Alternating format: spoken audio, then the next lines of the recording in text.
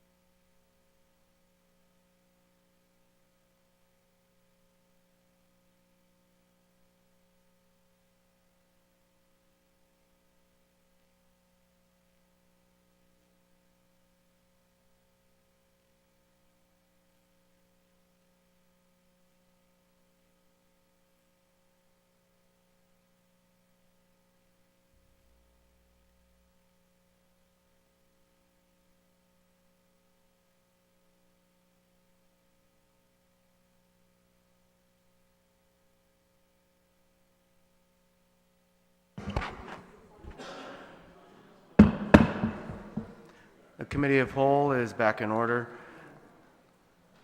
We are now on a floor amendment proposed by Senator Frank Blas Jr. and co-sponsored by Senator Joe San Augustine. This is SB 276 FBJ JSSA. Page 149.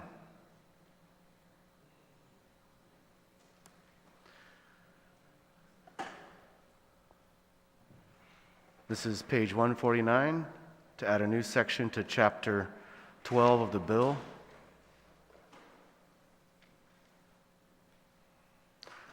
Funding for Department of Education air conditioning. Senator Blas, you're recognized. Thank you, Mr. Chair. Mr. Chair, there's actually this amendment.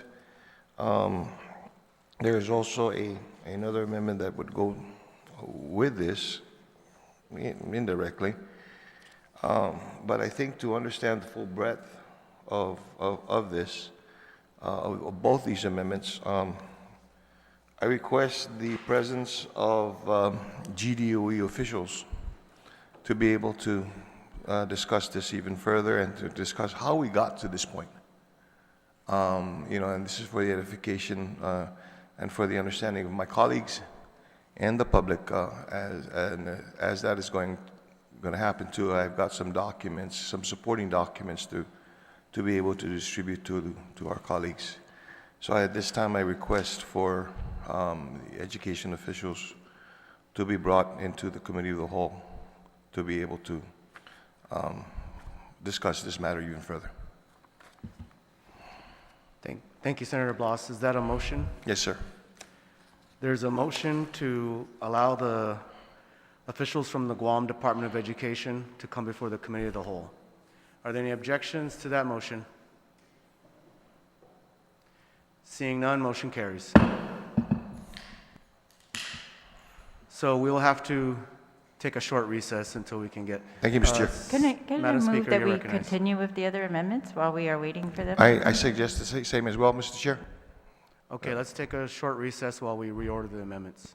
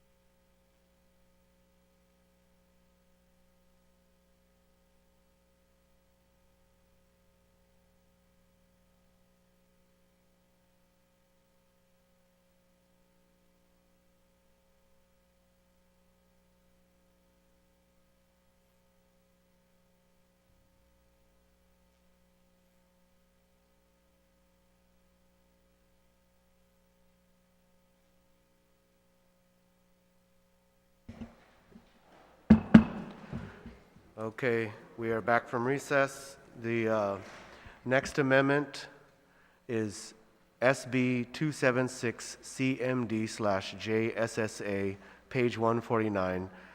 proposed by Senator Chris Duenas and co-sponsored by Senator Joe San Augustine. Senator Duenas, you're recognized. Jesus Masi, Mr. Chairman, and I want to thank, first of all, my co-sponsor, the Chairman, San Augustine, for joining me on this amendment.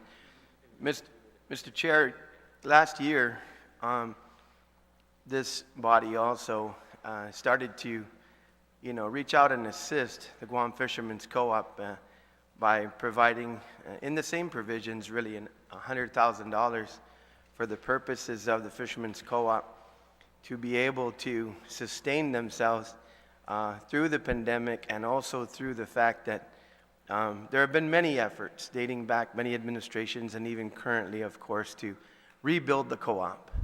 And along the way, aside from all the situations that happened with the pandemic, there have been a number of discoveries in terms of requirements to be able to construct the plan that has already been identified for the new Fishermen's Co-op.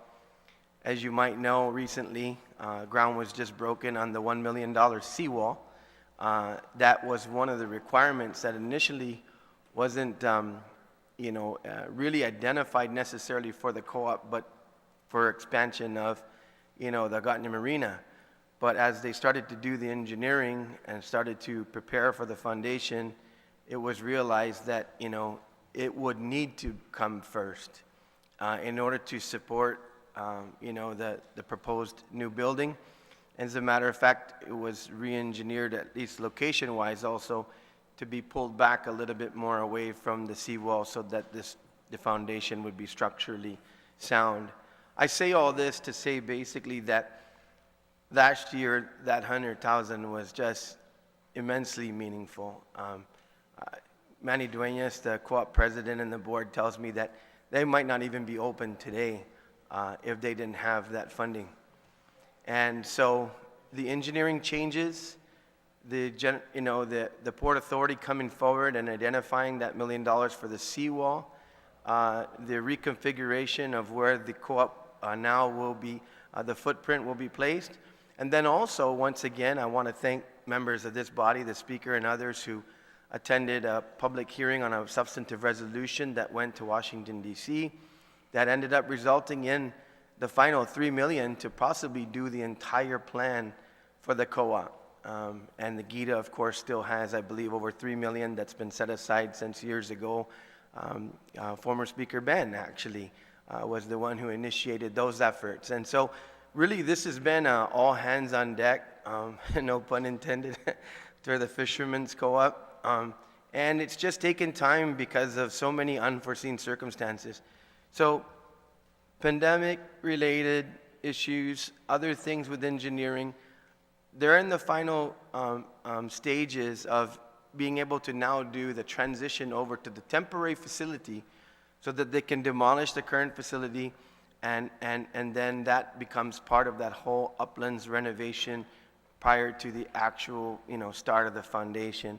And so I just ask our body to please consider, this is identifying really an authorization, Mr. Chairman. And I know sometimes, we're going to look at that and, go, well, we've gotten ourselves in trouble with authorizations before. But I think that, to really adjust revenues at this point, I don't think is necessary because of good cash management and the ability to, to transfer money as long as the authorization is there and it would not, create any type of deficit spending. And so I asked, please, for the body to consider, I know that we do a lot, for the Farmers Co-op. We do a lot for other nonprofits such as GAIN and the like, to try to deal with sustainability issues and quality of life issues. And the fishermen need the help. And they need to make sure that the co-op is viable. Fishermen are starting to get active again.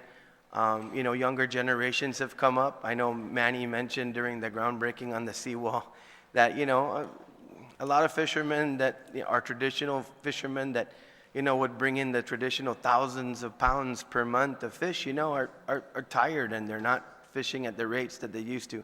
But younger generations are coming up, and they're looking forward to that opportunity to still have a place, that they can sustain themselves, that they can bring their fish to, to make sure that our island has local fresh fish, and to sustain that going forward.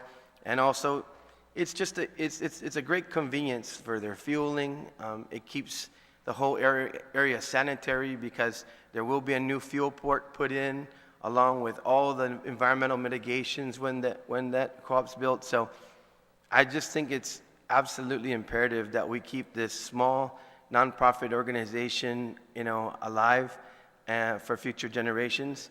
In closing on the opening remarks on this amendment, I don't know if, sometimes I wonder if Manny, he says jokingly that, man, I'm looking forward to the new store, but the old store in its dilapidated condition with its Butler Building 10 and everything else is one of the greatest features of tourists and guests that come to Guam. They can't get enough of, their selfie with their fresh sashimi, and other kelaguen and other products that they buy from the co-op and fresh fish. And he would just shake his head as he looks out the window every time that, especially the free independent travelers and the Mustangs and the other vans and different things that pull in there, the cars and those that are traveling on their own. The co-op has become a landmark, for guests. And I don't know, he mentioned to me, maybe I'm just going to put a remnant of the old co-op on the side, just because, it's something that our guests really enjoy as well. So with that, I pray upon the body to please consider this amount to be able to sustain the transition to the temporary building, as the new construction should get underway here real soon. And with that, Mr. Chair, I'll just listen to the comments on the floor. Sizusmasi. Thank you, Senator Duenas. Senator San Augustine, you're recognized. Thank you, Mr. Chair. I rise in support of this, not only as a co-sponsor for this amendment, but one of the beauties is that the administration has been working very close with the Fishermen's Co-op, and this just helps them along. And with their relationship, because I honestly believe if we needed to do an appropriation, I know this, but my colleague and I would have introduced an appropriation. But at this point, an authorization fulfills the needs of the Fishermen's Co-op, and I would hope my colleagues will support this amendment. It's just an authorization, and if there's a need for an appropriation, then we would be looking at that and not have an amendment for an authorization. And with that, I ask my colleagues to support this amendment. Thank you. Thank you, Senator San Augustine. Anyone on the amendment? Speaker Terlahi, you're recognized. Thank you, Mr. Chair. I'm in full support of this amendment. I just wanted to, as was previously said, yes, we did sponsor a resolution, and it was unanimously passed by the Guam Legislature, sent to Congress, and we're very much looking forward to their assistance in the funding of the full Fishermen's Co-op. And just to remind my colleagues, so at the hearing, they had given us their plans in detail. They had shown the drawings and how it's going to look when it's done. I think it's going to be continue to be a fantastic asset for Guam, for Hagåtña, for tourism, for our local people, especially for the fishermen. And I want to congratulate them on all the work that they've done over all the years. I wanted to follow up. So last year in the budget, we appropriated $100,000 from the general fund, specifically the business privilege tax savings for the fiscal year ending September 2021, as a result of savings achieved from the release of set-aside obligations from the funding of certain existing government of Guam business privilege tax bonds to the DOA. This was supposed to be for the operational costs for the transition from the current facility to a temporary facility. And I wanted to ask if the author of the amendment or the chairman of OFB would yield, has that money been released to the Fishermen's Co-op from last year's budget, the $100,000? Does either the author of the amendment or the chairman yield? I do Senator- yield. Senator if the Duenas. chairman wants me to yield. Absolutely, Mr. Chairman. I was informed by Manny Dueñas, the president of the co-op, that the full transfer was made during the year and that the $100,000 was expended for their current, sustaining their current operations. And if you drive by the Fisherman's Co-op at this point, you'll see the 2 containers that have been raised on stilts and is being prepared for the temporary facility. It had to be raised on top of the stilts to continue to address the flood mitigation issues within Hagåtña. And so, yes, it was expended. The money was given, and it was greatly appreciated, and has supported the sustenance as well as the planned preparation for the transition. Thank you, Senator Dueñas. Speaker Talahi. Sorry. Thank you. And so, of course, I fully support this additional funds for the co-op to fund part of the reconstruction and renovation and the transition from the current facility to temporary facility. My only concern is that this says, is hereby authorized, the Imagahagan Guahan is hereby authorized to fund. It's not an all-out appropriation. And I wanted to know maybe if the chair of OFB would yield, if we can make this an outright appropriation from, is there $200,000 left so far from the FY22 excess revenues? Senator Augustine, do you yield to the Yes, question? Mr. Chairman. Based on the count, 200,000, yes. But not to drag the answer, this is just simple authorization and it's available by the governor. The relationship, they can take care of this and we don't have to go into any appropriation. Thank you. Thank you, Senator Augustine. Speaker Talahi. Thank you to the chairperson. And well, based on his confidence, I certainly hope that that would be the case and that the governor has committed and will continue to fund that amount of money with this language, is hereby authorized to fund.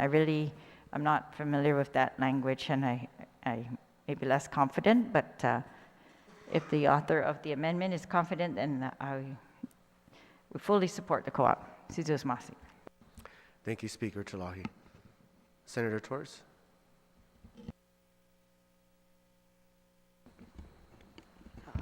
That's fine, Mr. Chair. I was just going to rise in support, but I mostly wanted to thank the sponsors of this and the Fishermen's Co-op for their zealousness in not only staying afloat, but in perpetuating what has been a longstanding cultural practice on Guam. So, Sizos Masi, and I look forward to supporting this amendment. Thank you, Senator Torres. Anyone else on the amendment? If not, Senator Dueñas, you may close. Jesus Masi, Mr. Chairman, and I want to thank our colleagues for the support. And I understand the things that were brought up, but the issues that were brought up by the speaker are just that concern. I probably would have moved for a more durable amendment had there not been public statements by the administration and by others who have remained committed to this. But I do understand that, and I'll tell you, I just think that if something like this were not fulfilled going forward, perhaps others would move in the future. This is temporary assistance. And in closing, Mr. Chairman, I want to say that a lot of people have come forward, and I'm just so moved, really.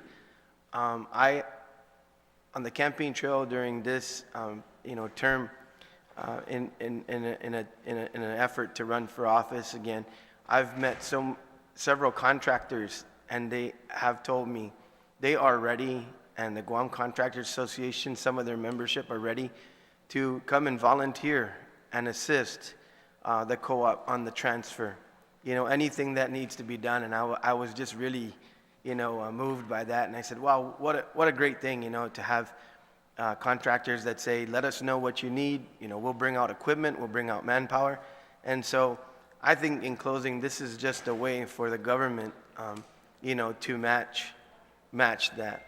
And another thing in closing, in the past, Mr. Chairman, the co-op really has never ever received, government funding. But what happened before, when the industry was more robust, is the you know, the Guam Visitors Bureau, we had fishing derbies, international fishing derbies, where sports fishermen would come in, even for tag and release and other types of, you know, international fishing.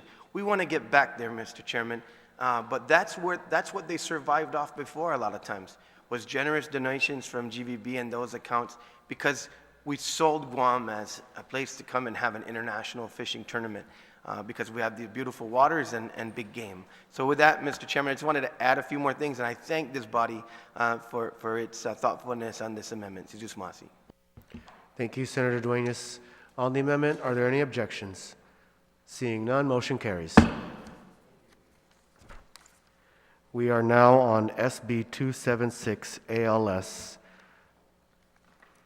P149. That's page 149.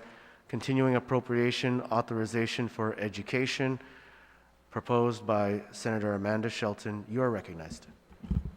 Sedus Masi, Mr. Chair. This is a very simple amendment to read continuing appropriation authorization for education, notwithstanding any other provision of law, the allotted but unexpended balance of funds appropriated to the University of Guam, Guam Community College, and the Department of Education for fiscal year 2022 and prior shall not lapse and shall continue to be available until fully expended.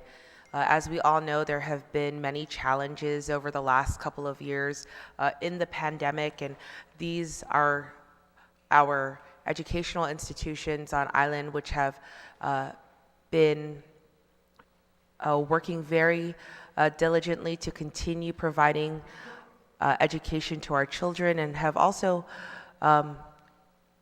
wanted very much to improve their facilities and provide an even better experience to all of our students. And they have experiences the challenges of the pandemic, and so this amendment will give them a little more flexibility to use some of their lapsed funding, perhaps for capital improvement projects or other purchases that were delayed during this time, all for the benefit of our island students. And so I ask our colleagues today for their support to allow this amendment. Thank you.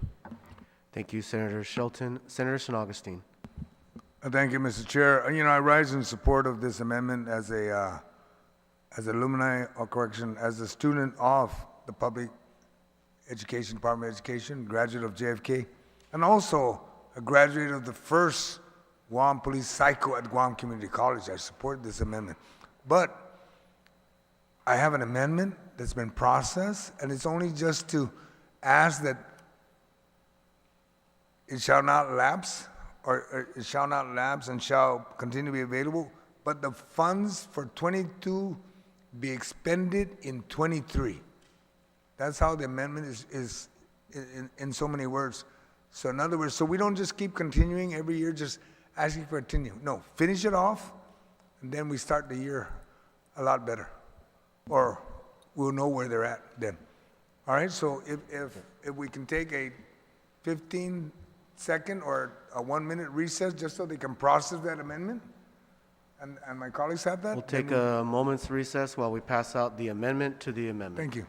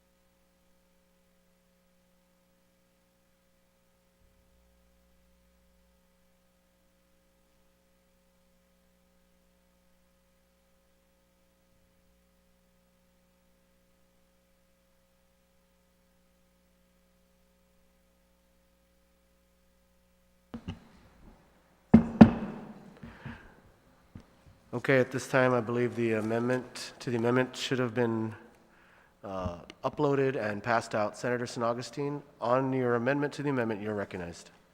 Thank you, Mr. Chair. Even shorter than what I expressed earlier. All it is you would cross out continue to be available until fully and adding be expended by the end of fiscal year 2023. So they just got 1 year to get rid of FY22's lapse. Thank you, Senator San Augustine. On the amendment to the amendment, Senator Titlegy, then Senator Brown. Thank you, Mr. Chair. Mr. Chair,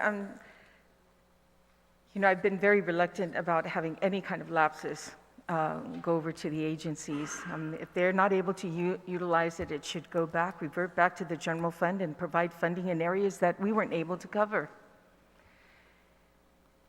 But I understand this is something that we're trying to move forward, and we have to do it in baby steps because for decades, this government has never been able to balance their budget, their finances. I'm sorry, not budget, but be able to balance their finances in the government of Guam because of these lapses. It was shocking to hear some of these other agencies still having lapses from FY 2019 to 2020, 21, still having these lapses, and nobody knowing what they're really paying for. Are they taking and using it for salaries? Are they using it for equipment? We don't know. In fact, when I asked the question during the budget hearings on these agencies, they didn't even have that information or can't even tell us.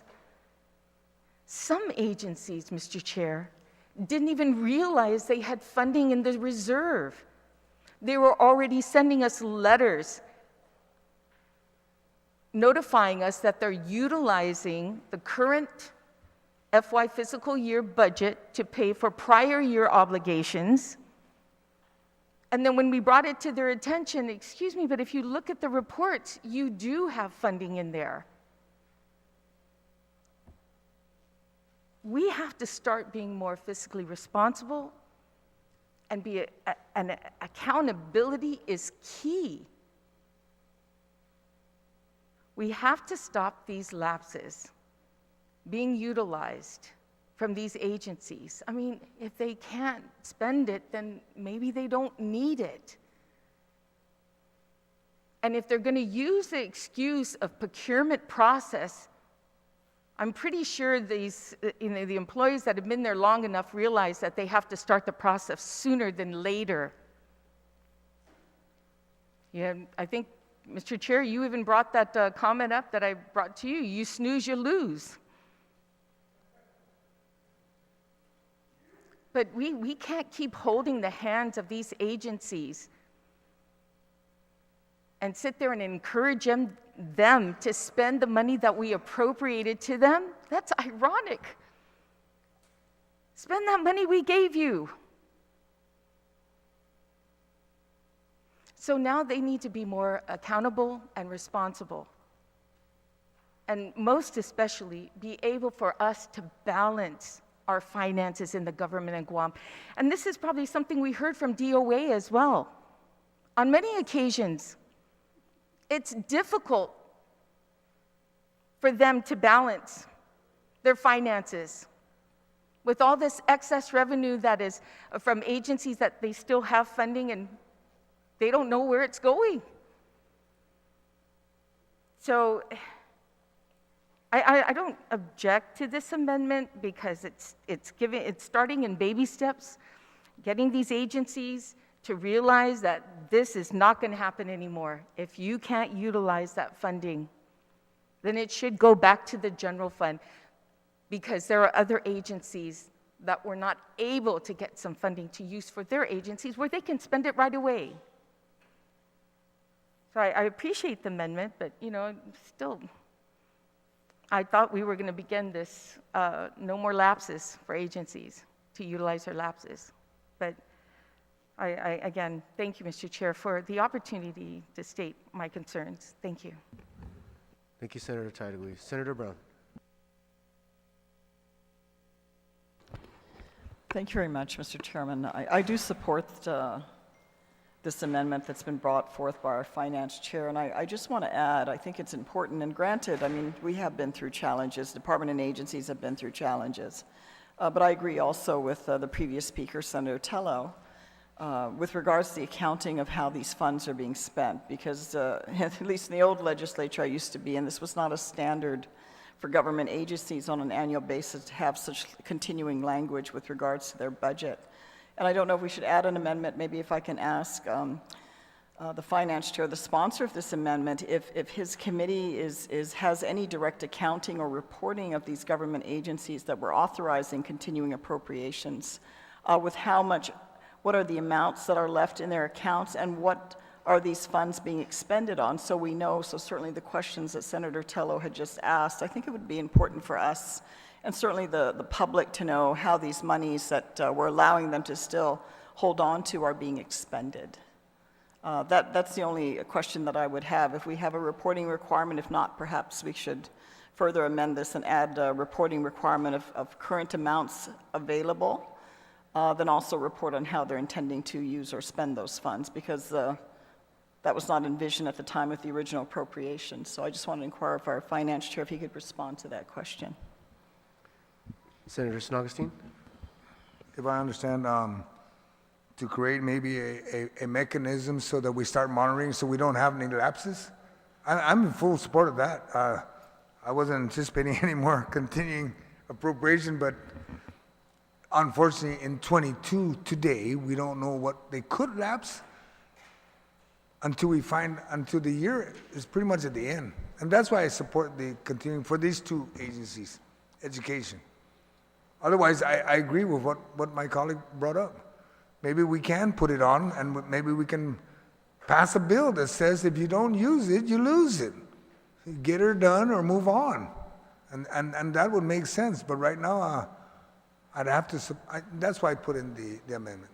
But I do understand and I agree with what my colleague has brought up. I just further wanted to ask the finance chair, do you have any reporting at all of what the amounts are? How much monies are we lapsing? Because this is not just for these one or two entities. There's, looking through the budget bill, a number of other department and agencies that are being given this continuing language. But I have no idea how much money we're talking about. And like I said, if they are accumulating these lapses, what are they spending them on? You know, are they spending them on what they represented to the legislature 2 years ago they were going to spend it on, but didn't for whatever reason, and are deciding something else? As you know, Senator Tello had mentioned, they could be hiring people with it, and we know that's not a continued amount of funding. Does your committee have any report of that? Do we know per department and agency? Because we don't have an amount to say, you know, like $2 million is remaining, and we're hereby authorizing and continuing appropriation of $2 million. We have no idea, at least I don't have any idea in these department and agencies how much money we are lapsing. And then more importantly, I think we in the public should know how are they spending or how are they intending to spend the lapse funds, so that we have an accounting of that as well. Because again, this is on top of their additional budget that we're already again providing for this fiscal year, in all fairness. Does your committee have any reporting of these amounts or what the intended purposes of these lapses Senator are? Augustine? No, we don't have right now, and the reason why I'm going to state that is that because during the budget process, they identify what they're going to spend in the upcoming budget, and when we ask, and the other colleagues have mentioned it, when we ask how much lapses you have, they said, we're not too sure, and I'm like, and the reason why, because when they put out contracts or RFP, if it gets processed, then that money goes away. If it gets caught up in procurement, then it just holds back. Then they're caught with, if we can get continuing so we can complete the project. And that's why many times we're sitting saying, where are you're supposed to spend the money there, what would happen? And by the time we get an answer, it's still in procurement. But I understand where my colleagues are coming from.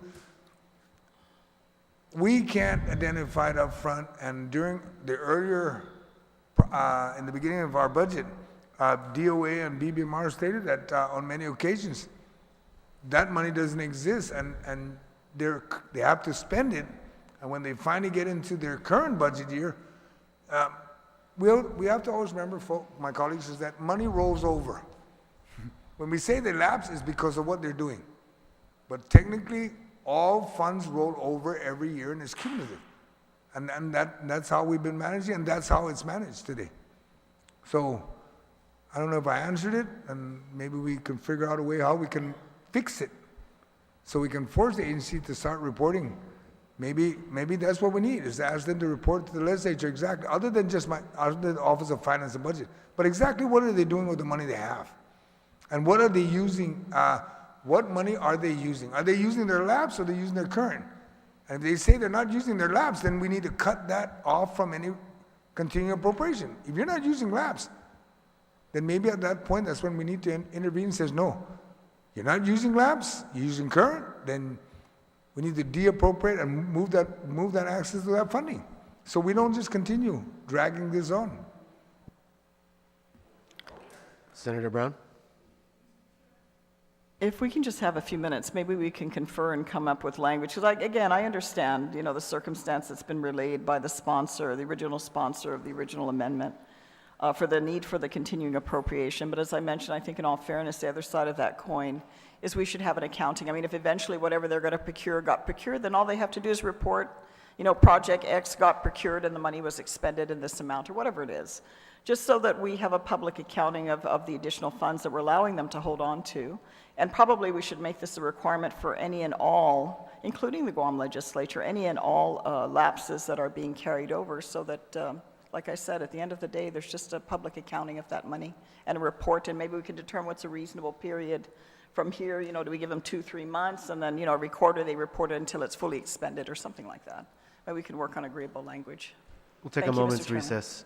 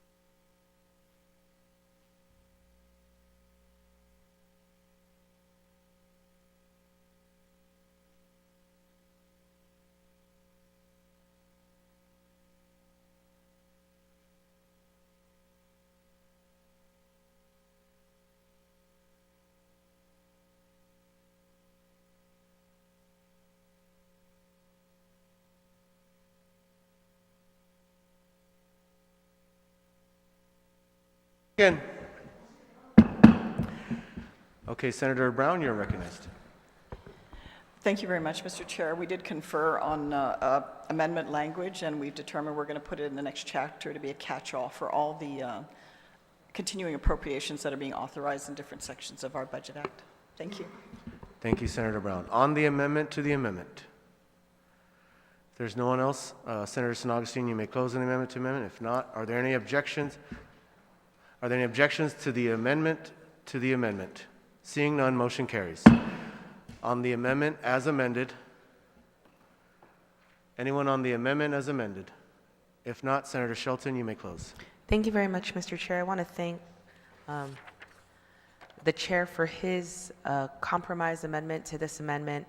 I know that he has been very vocal about not allowing any kind of continuing appropriation language, but has been flexible with us to allow this for our education agencies, and to bring this compromise language to have all the funds that have lapsed from 2022 be expended not beyond 2023. So I'm very appreciative of that, as well as the hard work of all of our agencies and our fiscal people in those agencies who have been adapting to the changes of COVID and providing for our students, and really working hard, hustling in these last few months to expend their appropriations. And as the chair stated earlier, there are struggles with procurement and getting these big projects out that these agencies have really worked hard to justify to us in last year's budget season, to tell us how much our students need these improved facilities, equipment, just really the things that our students deserve in our school system and in our higher education system.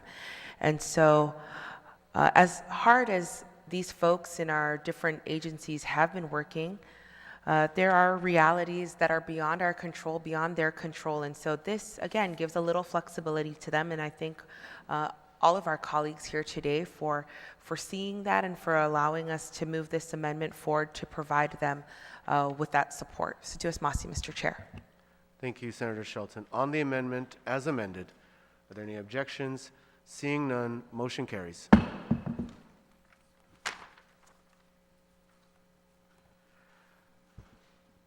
We are now on SB 276 ALS 2 P149, continuing appropriation authorization for Department of Youth Affairs, proposed by Senator Amanda Shelton. You are recognized. Thank you very much, Mr. Chair. This again is another very simple amendment, and it is a continuing appropriation authorization for the Department of Youth Affairs. Notwithstanding any other provision of law, the allotted but unexpended balance of funds appropriated to the Department of Youth Affairs for fiscal year 2022 and prior shall not lapse and shall continue to be available until fully expended. Mr. Chair, for the same reasons as the previous amendment to allow flexibility for this agency, and as the chair has stated, we don't know the exact amount of the lapses, but there is a possibility that the Department of Youth Affairs will have lapses going into the next fiscal year that they have also worked very hard to justify the use for and have just not been able in these last few months to expend. And so in case there is any holdup or any delay in their procurement processing, will also allow them this flexibility through this amendment. Thank you very much. Thank you, Senator Shelton. Senator San Augustine, you're recognized. Thank you, Mr. Chair. I have an amendment to that amendment. It's basically the same as the previous amendment, and it's just for them to be expended by the end of fiscal year 2023. But I am in full support of DYA. Thank you. So there's an amendment to the amendment to only allow it up until the end of fiscal year 2023. On that amendment to the amendment, Senator Titagui, you're recognized. Mr. Chair, I'm not going to belabor it, but again, my sentiments, as I shared on the last amendment to the amendment, and I thank the author of this for providing it in, and also supporting an amendment coming up in Chapter 13. So thank you, Mr. Chair. Thank you, Senator Titagui. Anyone else on the amendment to the amendment? If not, Senator San Augustine, you may close. If not, are there any objections to the amendment to the amendment? Seeing none, motion carries. On the amendment as amended. If there's no one on the amendment as amended, Senator Shelton, you may close. Thank you very much, Mr. Chair. I'd like to thank the chair again for his compromised language to allow us to expend any lapses for the Department of Youth Affairs, a very important agency working with for the work that they do, a pretty small a budget. Really, when we think about the Department of Youth Affairs, some may only see it as the correctional facility for our young people who may get into trouble from time to time, but their mandate is so much more than that, to provide services and recreation for our young people to keep them from going down that path. And so I want to thank all of the hardworking folks there because I know this time has not been easy for them. They've also had a lot of changes that they've been dealing with, and they've been tasked to help our sister agency, the Department of Public Health, the Child Protective Services, during this time. And so there is a lot on their plate, and they're still assisting our young people stay out of trouble, help them change their lives around, and stay on a path that's productive and good for all of us in our society. And so this is another way for us to support them in a very small way, but allow them to do very good work. Thank you, Mr. Chair. Thank you, Senator Shelton. On the amendment as amended, are there any objections? Seeing none, motion carries. We'll take a moment's recess now while we convene the members of the panel that have been called here from the Department of Education. We'll take a moment's recess.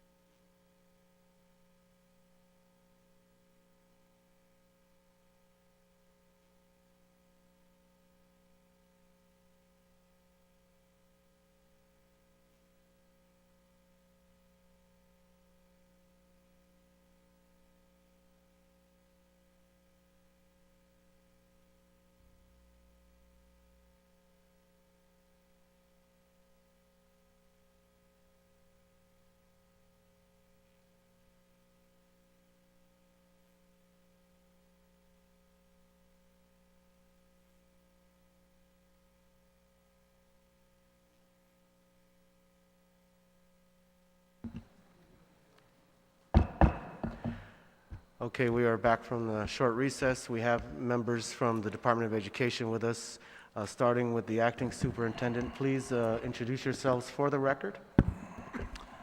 Thank you very much, Senator Rangel. My name is Francis Santos, acting superintendent of GDOE. Franklin Cooper Nurse, acting deputy of finance and administrative services. Thank you, gentlemen. And just as a reminder, and for the record, both members from the Guam Department of Education remain under oath from the oath they took earlier in this session. Senator Blas, you are recognized on your amendment. Again, this is to page 149, SB 276, FBJ/JSSA. Senator Blas, you're recognized. Thank you, Mr. Chair, and thank you to Senator Santos and Mr. Cooper. Thank you for being here today. What we have before us actually is we have two different amendments.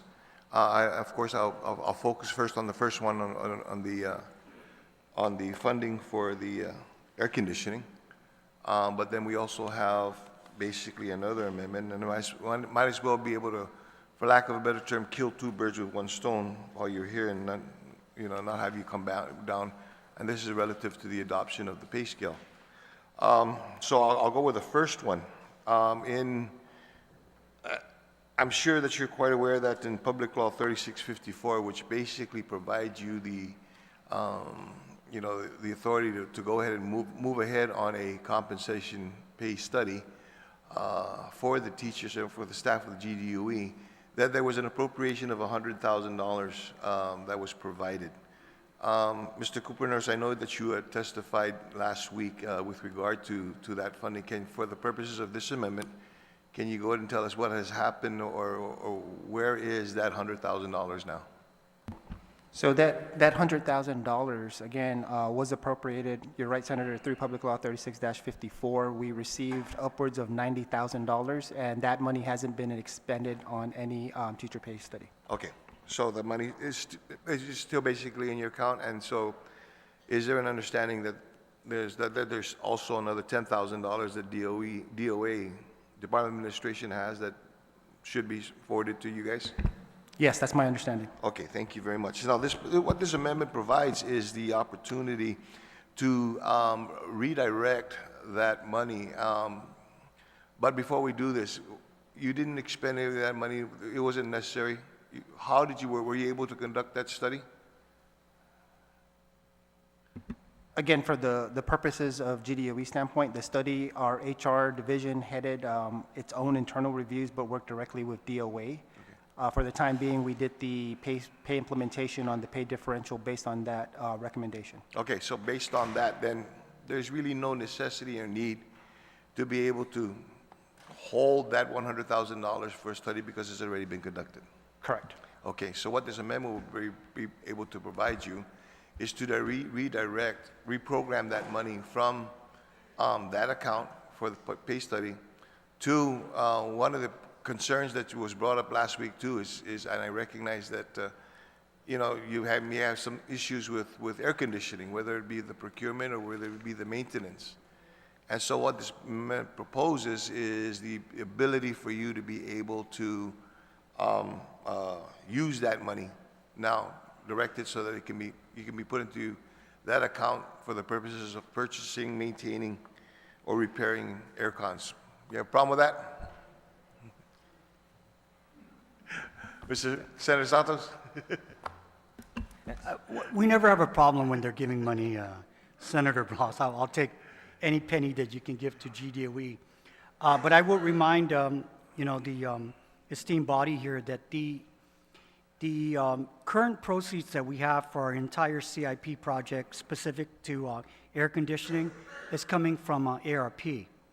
I would offer that to better use this particular fund source, the more, I will share with you today that the air conditioning contract that we just currently executed is now going into effect.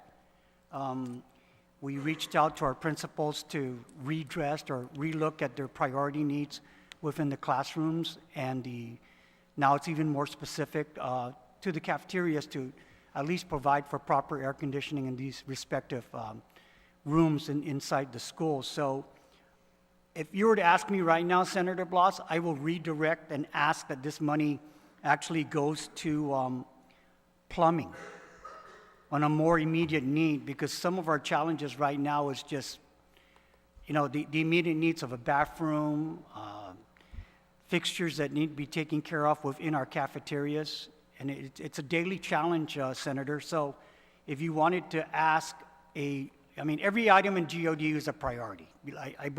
I take that, but again, when we get the notices from the schools on a daily basis, what has risen to the top, quite honestly, is plumbing issues as we continue to, the schools are now in full face-to-face, the students are all there. And within that plumbing side, we can address, although it's not significant amounts of money, it addresses some leaks that we also have to do as a result of poor plumbing and the aging plumbing. So I think in general, Senator Blas, if you can just allow the department to just direct the use to, general maintenance, that will give Franklin and myself and our team a lot more flexibility to redirect some of the monies that we got into very needed areas, if that's the word we want to use today. Actually, I appreciate it. That's the joy and the value of having this kind of this open Right. discourse on this. Okay. Again, this amendment is being proffered based on conversations that we had last week. Okay. Correct. And I have no angst in amending this amendment to basically now, instead of air conditioning, is for the general maintenance of this. The great thing about it is this money's there. This is real cash. It's sitting there already. You've got $90,000 in your account. Now it's just giving you the authority to be able now to redirect that and move that here. So Much appreciated. So, Mr. Chair, what I'd like to do is in the meantime, open it to the floor to the rest, and what I can do is work with OFB staff to come up with an amendment that addresses instead of the air conditioning, as Senator Santos has stated, is basically addressing the general maintenance, helping for them with the general maintenance of the facilities. Thank you, Senator Blas. Actually, I'd like to just take a recess while you work on that, All right, since the thank you. discussion is particular to the amendment. Okay. Thank you.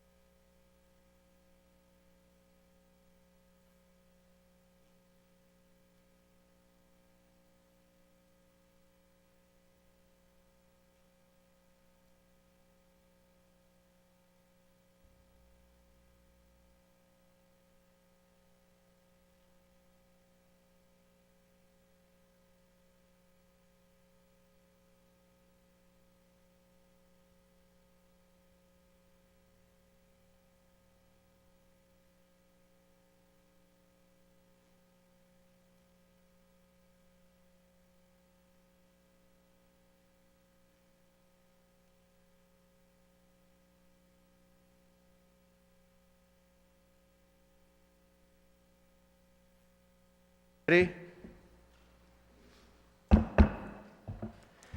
Okay, we are back from recess. Senator Bloss has rescinded his original amendment before actually moving it, so now you may speak on the replaced amendment. Senator Bloss, you're recognized. Thank you, Mr. Chair. Mr. Superintendent and Mr. Cooper, do you have the amendment before you?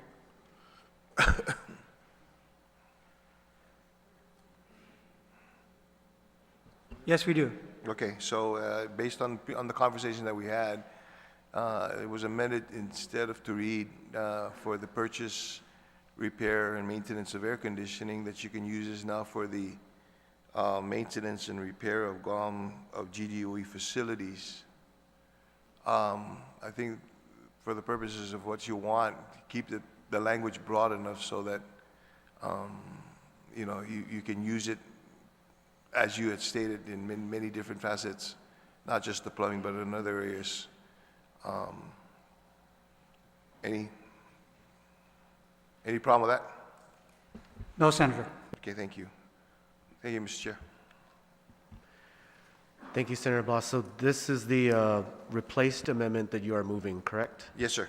The amendment now reads funding for the Department of Education facilities as opposed to air conditioning. And this is for we're striking out the words also for the purposes of purchase and putting in for the maintenance and repair of Guam Department of Education facilities, not air conditioning units. Thank you, Senator Bloss. On the amendment, Senator Atta, you're recognized. Thank you, Mr. Chair. Just to make it crystal clear where this funding is coming from, and it's notwithstanding provisions of Section 18, Chapter 11 of Public Law 3654 as amendment.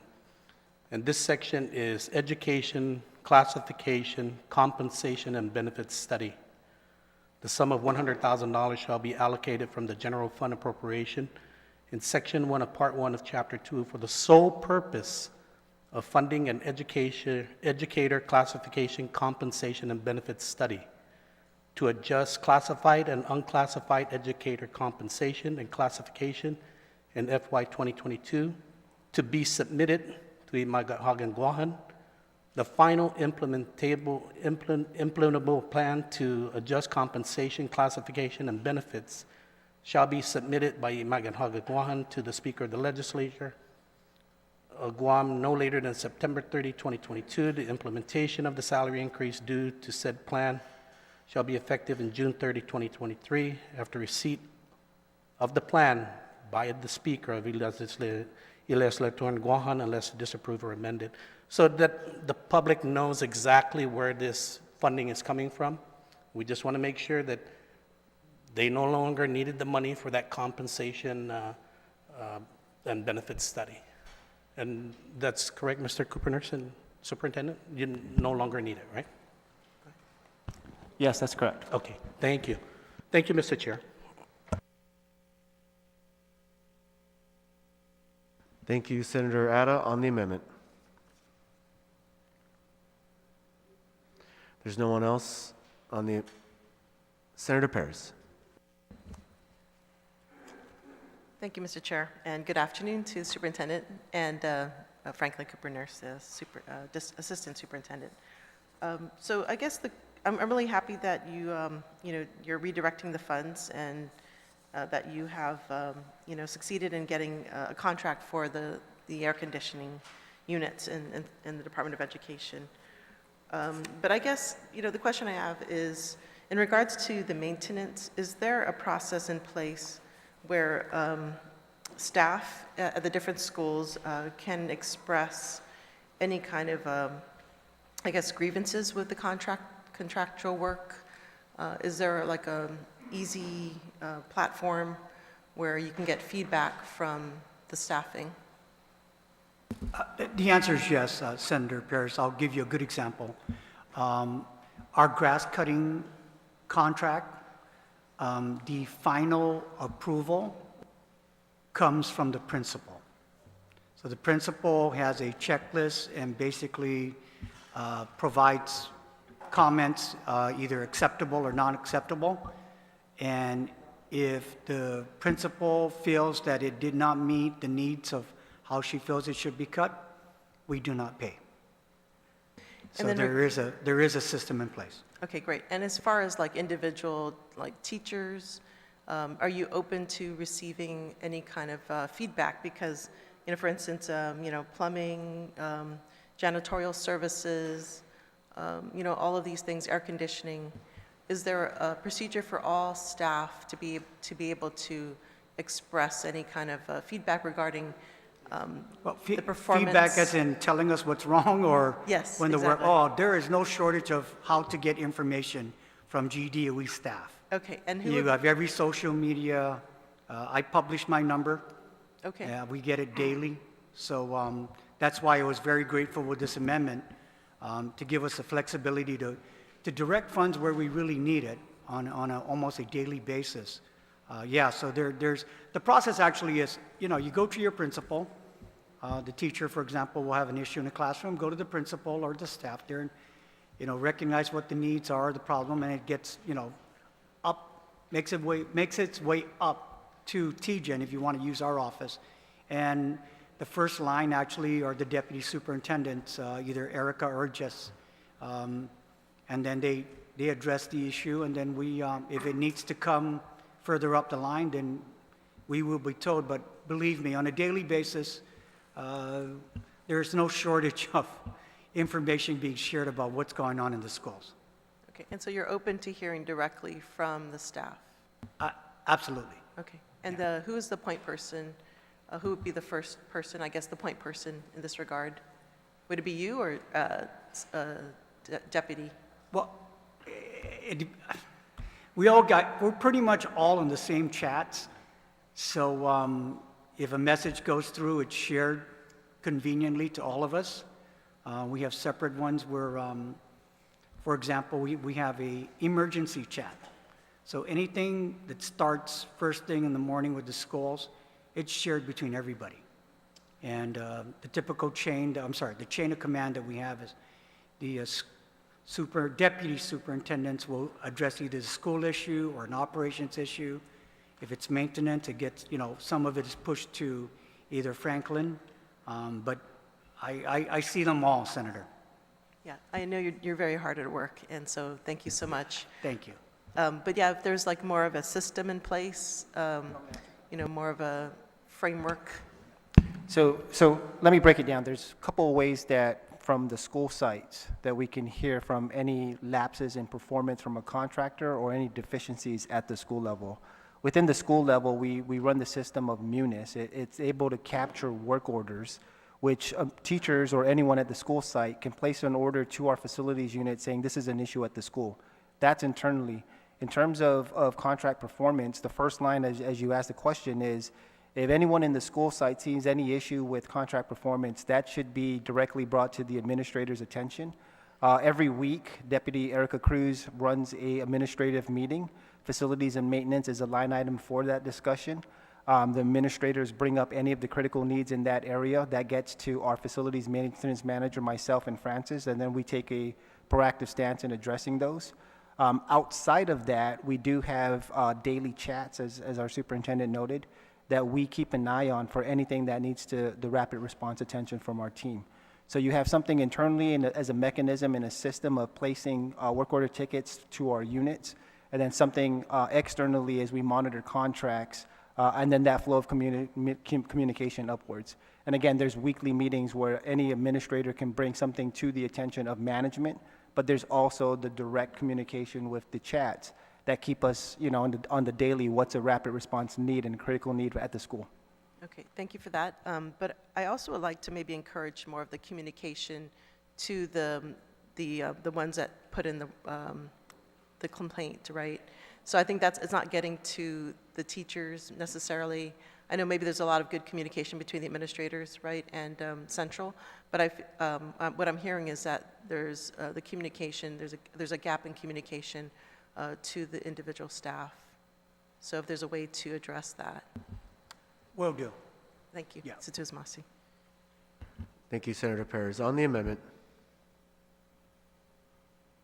if there's no one else on the amendment, Senator Moylan, you're recognized. Thank you, Mr. Chairman. And I like the revision on the amendment to the amendment. I think it's very helpful to allow GDOE to prioritize their situations on the maintenance of the school. Obviously, we know it's a problem that needs to be addressed. And I'm glad this will be helpful for you to direct the priorities. Just want to ask on something that we've heard from other agencies where they may have the money, and this will provide you with some of the funding, of course, but it's the difficulty, and you may have mentioned it previously as well, GSA, getting your contracts out to get these things done, right? And there were some concerns. Maybe the initial request isn't written correctly, but I think with it coming from GDOE, I think the language in the written request to GSA should be, clearer than the skies as far as I can see to Rhoda, because I'm sure it will be written properly, and just help us more understand, do we need a state of emergency at GSA because it's Guam Memorial Hospital, I hear about it, it's smaller agencies, I hear about it, and here we are trying to help our schools. Just this morning I watched some videos of, and I think it's FB Leon Guerrero, where the rain is coming in buckets inside the classroom, where the students stand in puddles of yellow water that's spongy like a sponge, where there are dead rats inside the walls, right? And I'm sure the teachers want to do their best, and the administration wants to do their best, and you folks are doing your best, but if it's stuck at GSA, tell us what we got to do. Give you the authority, change the law, just drill it into us so that we can understand how do we help you, please. Thank you, Senator, for those comments. This is a start, right? And the first thing that has to happen in any procurement is, one, is the authority, and two, the funding. As we understand in the procurement process, I mean, if I understand your question correctly, is are we getting bottlenecked in GSA? And the answer to that is we handle our procurement in-house.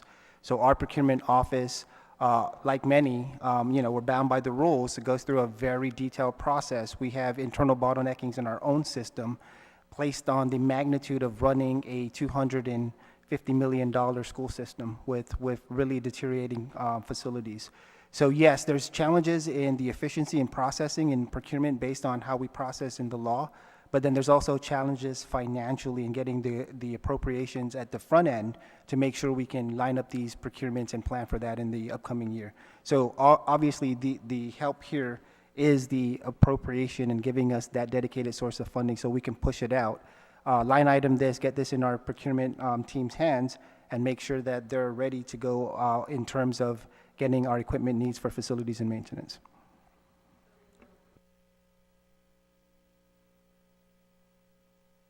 So if that's the case, thank you. So why does it come to the point where things are stuck in the walls and the floors are spongy and the roof is leaking? How can we not have that emergency situation taken care of quickly then? I really wish. That's a long answer, and it's going to go through the historic kind of financial management and also the way we've managed our facilities. But what I can tell you is in our recent facilities master's improvement plan, and again, as you can imagine, our facilities are years old. Some of our schools are older than myself. So for years of underfunding it on the preventative maintenance, we were looking at 110 that was necessary to maintain our schools on the preventative maintenance that we haven't invested in those schools. So, we're going to continue to have this approach where we're underfunded education, and obviously when we get the lion's share of our budget, that goes straight into personnel like many other agencies. Then we're lining up our critical contracts, and we're running our operations on the basis of a limited appropriation base where there's a limited amount of pool that gets into actual capital improvement projects. So if you're looking at direct school funding for capital improvement, we have had, I think on average, about $1 to $2 million in those investments for capital improvements. But we are staring down an estimated over $100 million cost to improve our facilities. That's one thing, is getting the funding there. The next thing is when we do have that, we have to get it in line and make sure that we have planned procurement to execute. Thank you very much, and I support this amendment to the amendment. Thank you. Thank you, Senator. Thank you, Senator Moylan. On the amendment, There's no one else. Senator Blas, you make a, Speaker Talahi, you're recognized. We're on the amendment as amended. To just be clear, it's the amendment has not been amended. He never moved it, so he rescinded it and replaced it with this. Okay. Thank So you. this is the amendment, but it, of course, looks like it's been amended. That's Okay. because he rescinded the original one and Thank you. replaced. All right, thank you. I support this amendment. I just want to clarify a couple things with the panel. Of course, when you said you would like to use the money for bathrooms, plumbing, and the bathrooms and the cafeterias, unfortunately, that continues to be one of the #1 complaints by everybody. And despite the progress that I know has been made, it's hard. Some of these facilities are just old, so we continue to have issues with them. But I wanted to ask, so this is citing a provision of Public Law 3654, which was the FY22 budget, and that provision at that time it's an allocation of your budget towards aircons. At that time it was an allocation of your budget, your full appropriation towards the grass cutting at the schools. And that was in an amount of $385,022. So it's an allocation from your budget, it's not a separate appropriation. Is that money still there? Have you not used that money in FY22? I'm sorry, Senator, the money specifically for grass cutting? Or Well, the 385 that we're trying to appropriate or allow you to use, were you able to use already? Were you able to use if you didn't use it, did you use it for grass cutting? You said you hired in-house. Or is this like a lapsed fund that was not used by DOE?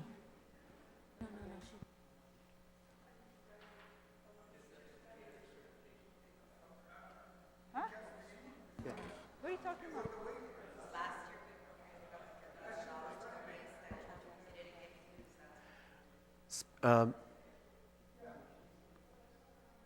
Madam Speaker,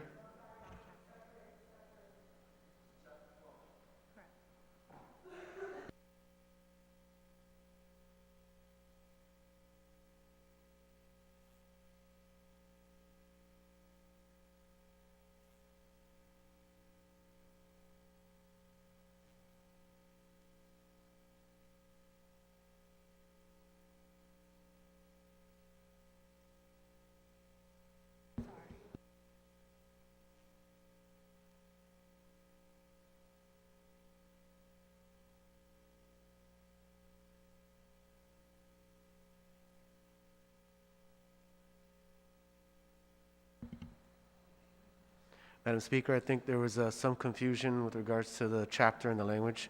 Would you like to proceed? Yes, thank you. So,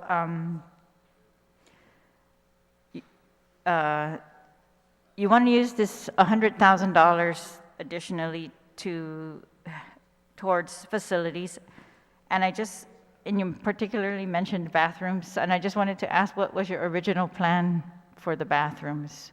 Were you not going to be adequately prepared to make those repairs on the bathrooms under your current plans? Well, Madam Speaker,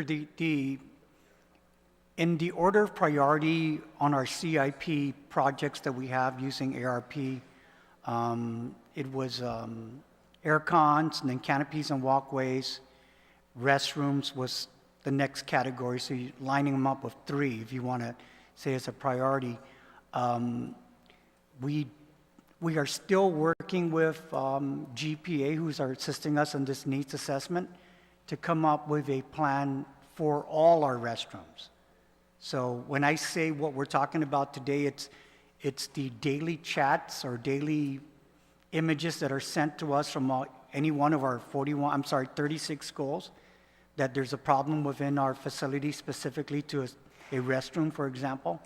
And that's something that we need to address, and some of it can be immediately fixed. Sometimes it's a little bit more than what our maintenance people can handle. Therefore, it now becomes a a bigger procurement issue.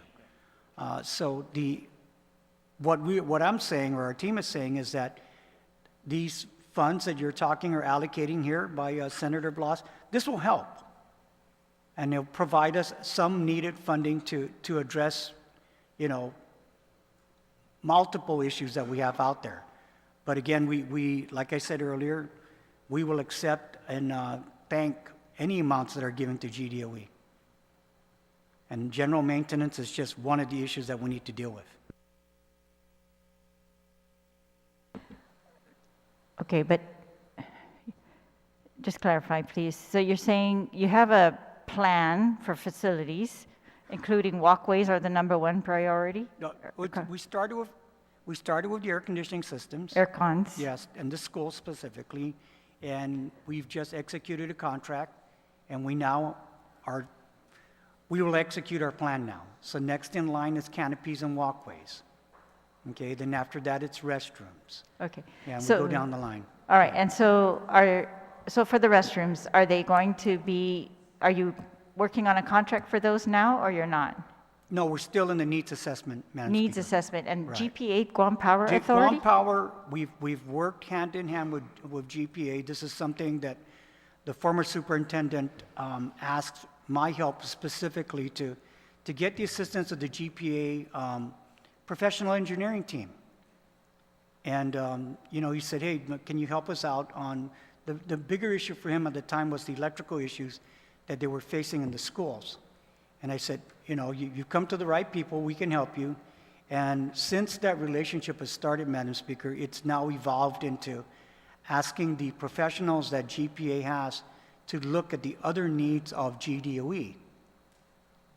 So that is something that it's working very well for us today. And that relationship that we have, otherwise, man, we have to procure really good technical help, and that again is using some of the proceeds that we have from the funding that we got, whereas we can use local talent, local help, local expertise right within this one government that we have. All right, I guess I'm just confused because you're talking about the Power Authority for restrooms. No, but ma'am, there's technical expertise just from an engineering standpoint. Okay, so the engineers. Yeah, there's, yes, there are electrical engineers, but we also have civil engineers. We have structural engineers. Well, that's great, and that's a great partnership. I'm sure it's helpful that you're on the CCU, or you were there. Well, that helps, right? That's wonderful. Yeah. No, it's great. It's Yeah. great. If they are helping you, then that's great. So Yeah. my concern is, how long do you expect that needs assessment to take? Ma'am, it's ongoing, and we're pushing as hard as we can because we have a deadline to spend this money by December 31st, 2024. Okay, so Yeah. to use, your original plan was to use ARP money. It's all ARP money, ma'am. Okay, so that's what you're talking about, your top 3 priorities. So this would just be extra $100,000 towards I know those we restrooms. will put it to great use, ma'am. And that you could use prior to the needs assessment being completed for immediate repairs. Yes, we have all, Okay. air cons, I call them onesies and twosies. All right. Quick air conditioning fixes, but the maintenance issues within the schools alone, it's ongoing at any given time. All right, well, I Yeah, appreciate okay. that. Thank you. Thank you, and looking forward to seeing that work with the ARP money. Great. So there's provisions in the budget bill regarding Simon Sanchez funding, and they talk about a bond or financing, and that it increased from $5 million a year to $16 million a year that the legislature is going to be committing towards that. Mm-hmm. And it's based on the current design. Are there any plans to amend the current design, or are you intending to go forward with that current design as is? I will share with this esteemed body that tomorrow, the GDOE team, together with the board or members of the board, we're going to get the final presentation from Taniguchi Roof on the final A&E submission for Simon Sanchez. Okay. There's also a statement made by Mike Macchio that there'll be a separate presentation to the legislature. So it'll start with our team, of course, and then we'll work down the line. Madam Speaker, No, I cannot even begin to speak about any changes that are going to be made. This is the plan that's been developed, and as I know, it's approved. All right, and yeah. supposedly based on specs developed by the department, right? As I understand, ma'am, yes. Yes, and so I read an article a while ago that talked about part of this, the plan or the design includes an indoor firing range at a high school, and I just wanted to know if that was part of the specs. The answer is yes. That was part of the specs made by Yes. DOE. And then the other question is, they talked about we wouldn't really be on the line for the 16 million a year, despite the budget authorizing 16 million a year, because it's going to take 3 years. What is going to take 3 years? When do you expect the construction to be completed for the Simon Sanchez? Well, based on the submission of what I've seen, ma'am, the projected time is 3 years to complete the project. Once it's executed and we start the process, they figure construction time. 3 years for construction. Right. Do you know whether the specs included security, such as metal detectors or anything? Ma'am, I will have a better answer tomorrow, All right, and I will share that with the legislature. okay.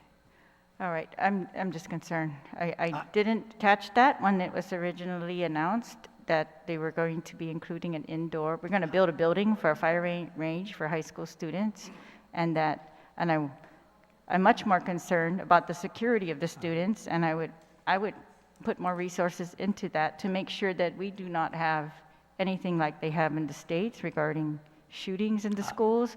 That, I get a lot of calls up to now, honestly, regarding that. Their parents, they're just afraid for their children in these schools.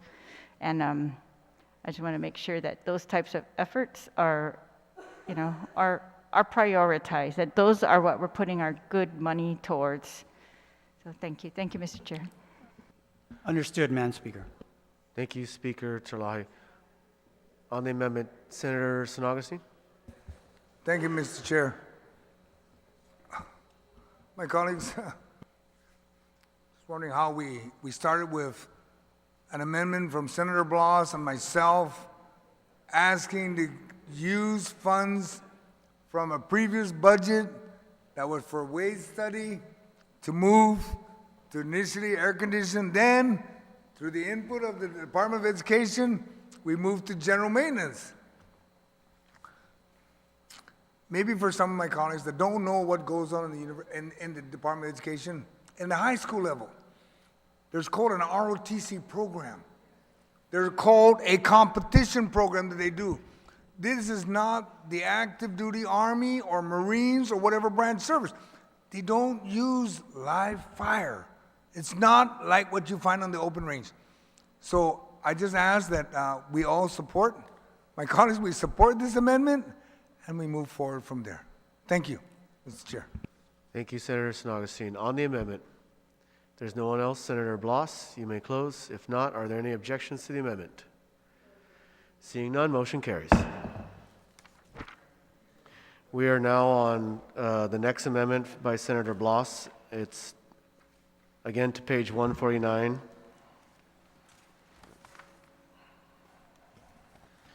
Proffered by Senator Blas and co-sponsored by Senator San Augustine. Adoption and effective date of the Guam Department of Education Competitive Wage Act Educator Pay Plan. Senator Blas, you are recognized. Thank you, Mr. Chair. Once again, thank you, Superintendent Santos and Mr. Cooperners. What this amendment provides is, it basically adoption and effective date of the Guam Department of Education Competitive Wage Act Educator Pay Plan. What this amendment will provide is a codification of that pay plan based on a directive or as a result of a provision in the fiscal year 2022 budget, Public Law 3654, which identified, first off, funding for a pay study to be followed in sequence by certain steps to be taken that included a submission of the plan to the legislature, which I appreciate, Senator, that Senator Sanchez, that you brought to us last week, or the 18th of August. But also more importantly is that in 3654, it provided an implementation date of June 2023, but recognizing and seeing that everything is in place, we felt that this amendment, what this amendment basically would provide is that it'll move that effective date to the start of this fiscal year, October 1st, 2022. The reason why I wanted to come down here is basically we recognize that there has been the implementation of a pay increase as well as incentive pay to the employees of the Guam of GDOE, and that started on the 23rd of May. Utilizing funding that was received by the Department of Education through the U.S. Department of Education, I guess through the American Rescue Plan. Okay? So the purpose of you being here is basically how do we get to this point where, I thank you for the cooperativeness, that you and I have had over the last couple of weeks in being able to get, to cross our T's and dot our I's and make sure that things will stick. Fortunately, and maybe this is why I wanted to bring you down, is basically, and first off, let me bring as a prelude to this. I recognize you were not the superintendent at the time that all this came through. And many of this information will be based on historical information that you shared with me in the documents that I received from GDOE. However, I think that, so I'll try to keep the information, my questions to basically what you can answer based on this information, or if we don't have the information, where we can get it. So I'll start with this. Is it the understanding then that in the implementation of the pay for GDOE, the teachers' pay as well as the incentive pay for the employees, that this began on, this was implemented on May 23rd of this year? Okay. And what was the funding source used to be able to make this payment? It was the ARP funds that was approved by USAID. Okay. Given to the superintendent. How much was received by the by GDOE by USDOE in the ARP? How much was what was the total amount that you all received? For specifically to fund the pay raises? No. The total package, ARP package. What is it? 200.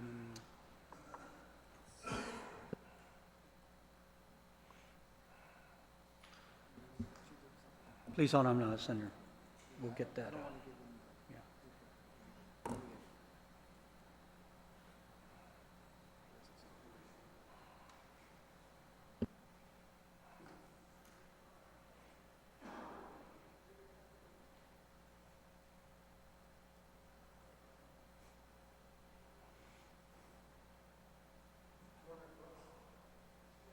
Yeah.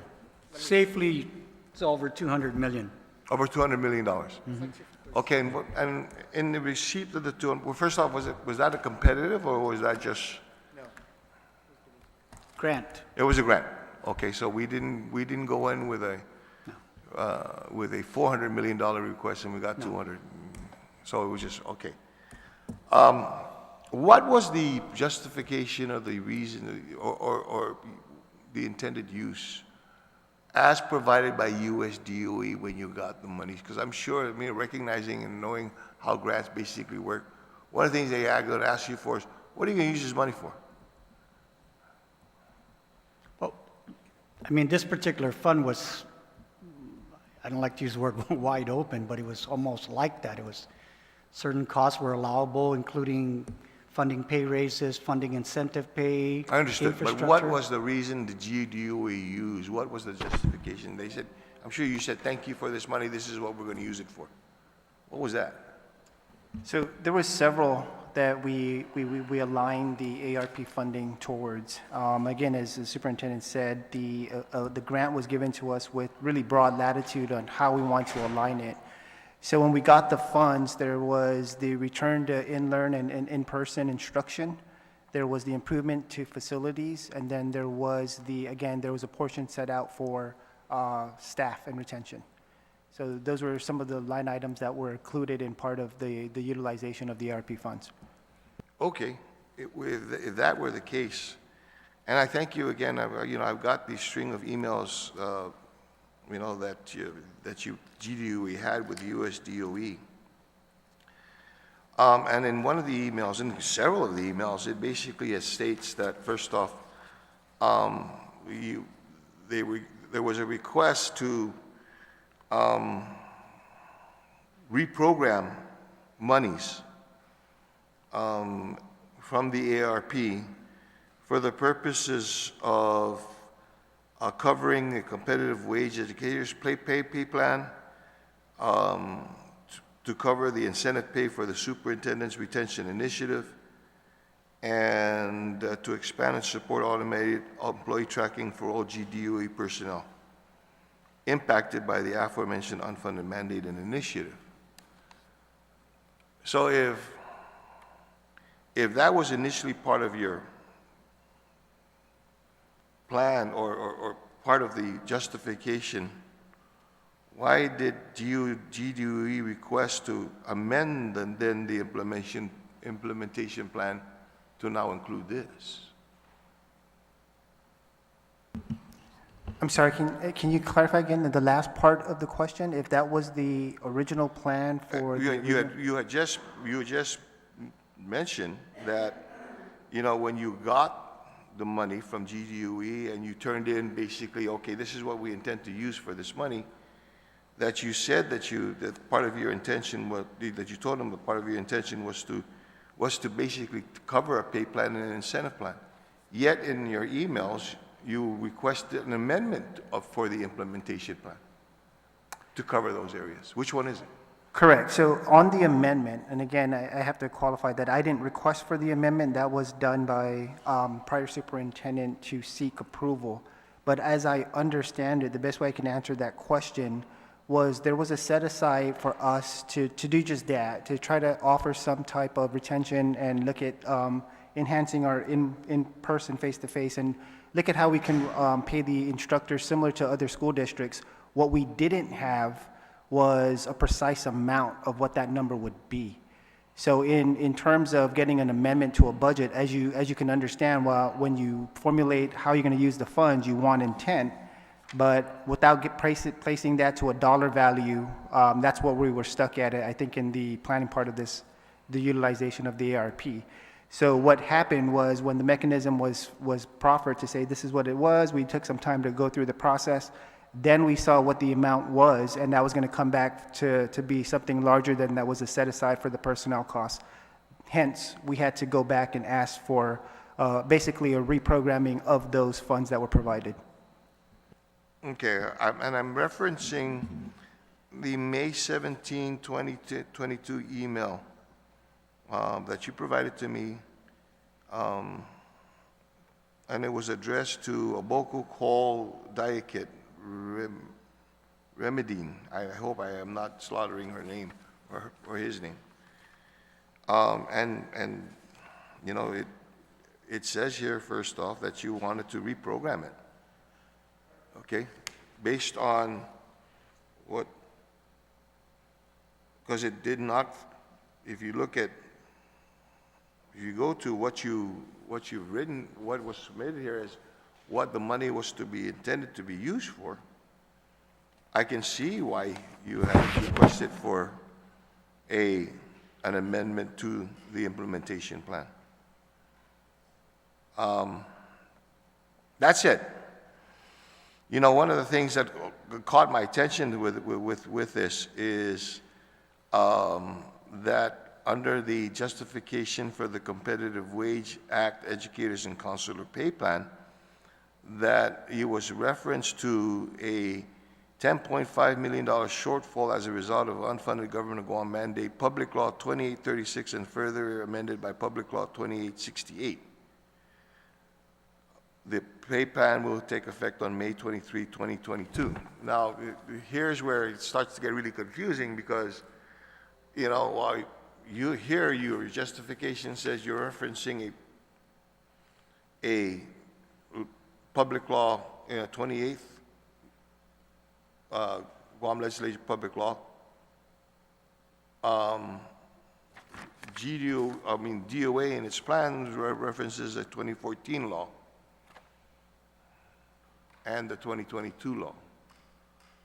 So this is why we need to be able to codify this based on, okay, what law we're going to be following.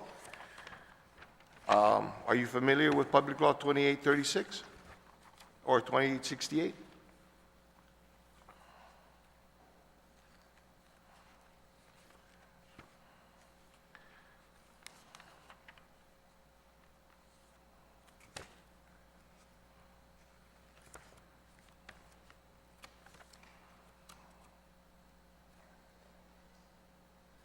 So, you know, I'm sure what I provided to you there is an excerpt of Public Law 2868 that addresses the compensation plan. If that was to be the case, based on your presentation of that you did this with your in-house HR personnel and with DOA, it did not follow this law. And I'm concerned with that because then that was the presentation given to US DOE. Okay? Let me move on because I don't have a whole lot of time.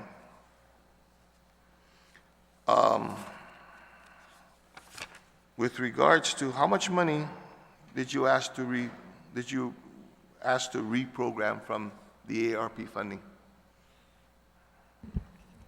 It was over 20 million. So it was actually it was close to about what, $22 million? Yes, correct. 10.5 for the Competitive Wage Act, 10.5 for the incentive pay, and 1 million for the employee time tracking. That's $22 million. Yes, precisely. And you rebudgeted this money from activities that already had received approval through the implementation plan. From where? Senator Blas, your time has expired. I'll allow them to answer this question, and then if you can... I need time. I need time. I'm sorry, Senator, the question was, we reprogrammed from which line item in the pre-approved ARP sources of funds? Is that the question? Yes, sir. So my understanding, and just for the record, that email was not drafted by me. I'm following it along as you did. That's why I preluded. Yeah, on the reference to the public law, I can't speak to why we referenced that public law, but to the reference to the reprogramming, my understanding is that was coming primarily from CIP. Specifically? Senator Brown. Mr. Chair, I just want to defer my time to Senator Blas to Thank you. continue his line of questioning. Thank you. Thank you. Senator Brown has yielded her time to Senator Blas. Senator Blas, you may continue. Thank you, Please, sir. Go ahead. So the $22 million, and you know, Mr. Cooper Nurse, for the purposes of this line of questioning, I'm still referring to the May 17th email. Okay? Can you go ahead and just basically, there is a list of priorities that were, the monies, the $22 million was taken from, can you tell, can you? Do you want me to read the line item review? Yes, please. Okay, again, as I mentioned, it was rebudgeted from our CIP to Okay. include, here's the specific line items: mechanical priorities, electrical priorities, plumbing, fire protection, roofing, hardware, surface and wall finishes, pest control, site priorities, and then just general contract management for CIP projects. Okay, so a lot of this money, you don't have basically a breakdown as to how much you've taken from these different priorities, right? Not currently. The overall breakdown was the 22 million. But it's that very was- safe to say that these were priorities that were directed towards facilities that our school children go to. Safe to say it was reprogrammed from our CIP, correct? Thank you very much. And, that's where my concern is at here, is because then, as you did that, or as it was done, I don't want to say as you, okay, as it was done. Yes, for the And record, it's not that I did that, because that's not my email. No, and I recognize that, okay, that's why I said as it was done, not as you, okay? Okay, is that we've taken away from monies that it could have been utilized, or that should have been utilized, to be able to make many of the not just the purchase, but the maintenance and the repairs of many of the issues that we have existing today in providing a safe, environment for our children. You've rebudgeted that. It was rebudgeted to be able to provide pay raises and incentive pay. Is that right? That's correct. That's correct. And just so that you know, again, it's not my email, but. No, yeah, the- and I appreciate it. That's good. I'm just. But if I can just add, and the reason I can at least say that it was potentially, and I can't, again, because I'm not the author of the email, the reason that from a financial perspective it made sense to take it from the CIP was the CIP had the lion's share of the budget from the ARP. So it was the area that was originally anticipated with 140, and then from the teacher pay, we had to bring those numbers down.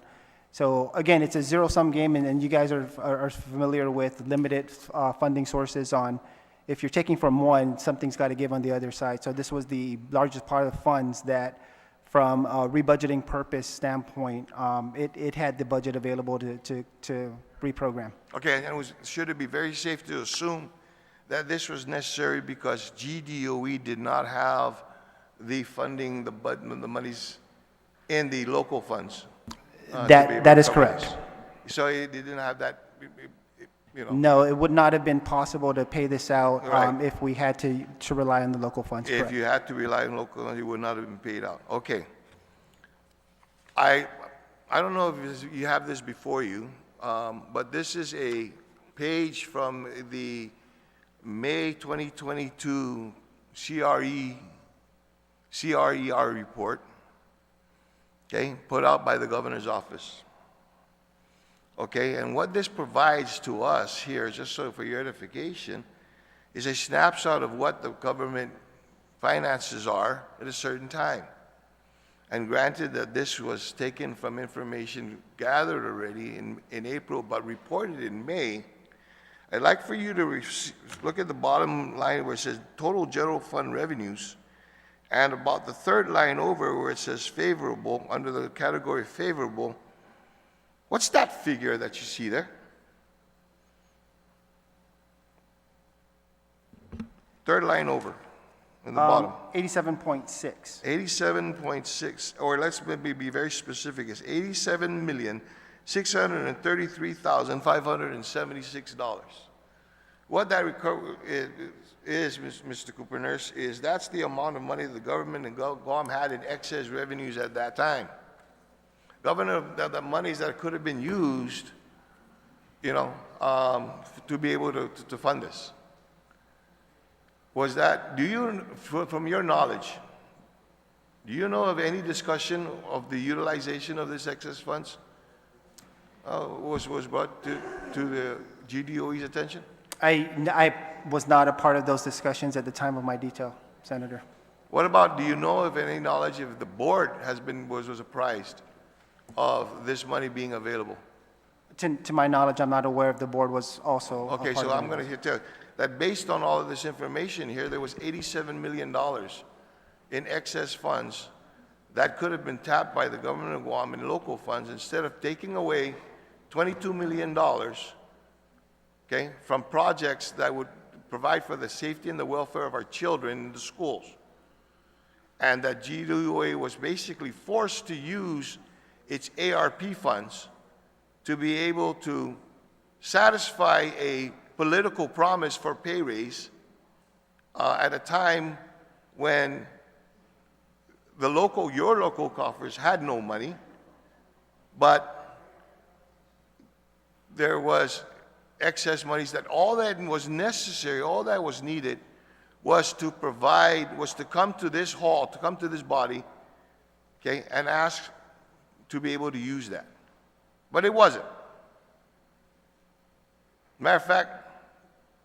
As a matter of fact, unlike the law enforcement pay raises and the nurse pay raise, there was no executive order for this one. And so that's what disturbed me even more, in that while there sat $87 million in excess funds that could have been utilized, we decided to reprogram and rebudget money that was supposed to go towards the safety and the welfare of our school children, so that you can basically fulfill a political promise. That political promise could have been fulfilled if you used the $87 million. But that wasn't the case. You know, and so, last question, and then I'll turn it over for my colleagues for questioning. Was there any, and do you know, Mr.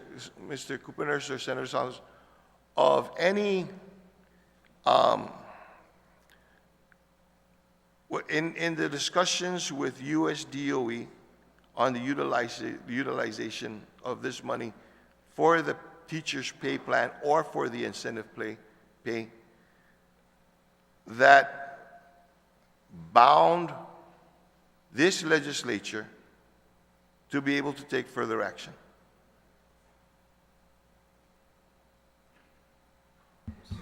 Am I aware of the utilization of our ARP funds binding our local legislature to take action? No, I'm not aware that the utilization of our local funds does that.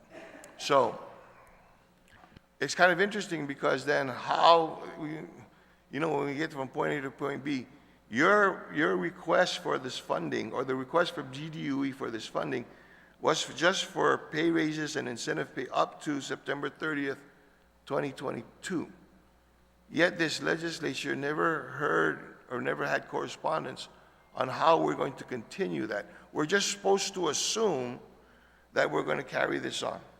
Thank you very much for being able to provide us with the pay plan so that we know how this is going to affect the budget for the next fiscal year and the fiscal years forward. I appreciate that. Okay?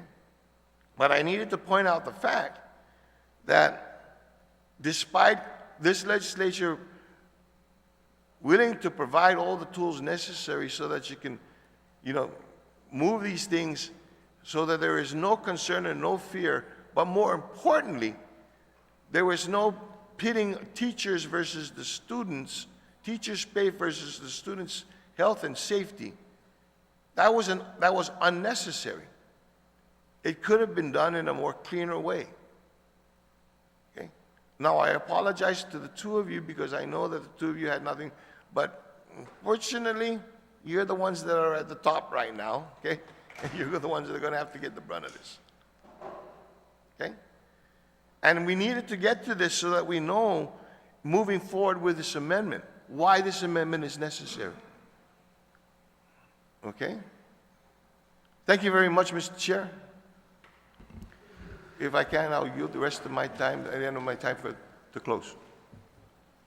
I'll hold on to the rest of my time to close, okay? Well, you will have time for Thank closing. Thank you, Senator Bloss. On the amendment, anyone on the amendment? Senator Atta, you are recognized. Thank you, Mr. Chair. Superintendent, thank you for submitting the educator's pay plan to the legislature August 18th. I think my question would be, do you believe that if you didn't submit that pay plan, that our educators would have had their pay raise come October 1st? Senator, at the advice of our legal counsel team, no. Thank you. We needed to submit the plan. Thank you. And I think that's what it, on the radio show this morning, I guess the trolls from the administration has gone out again saying that, we're against pay raises, but I think it's the process that it was taken.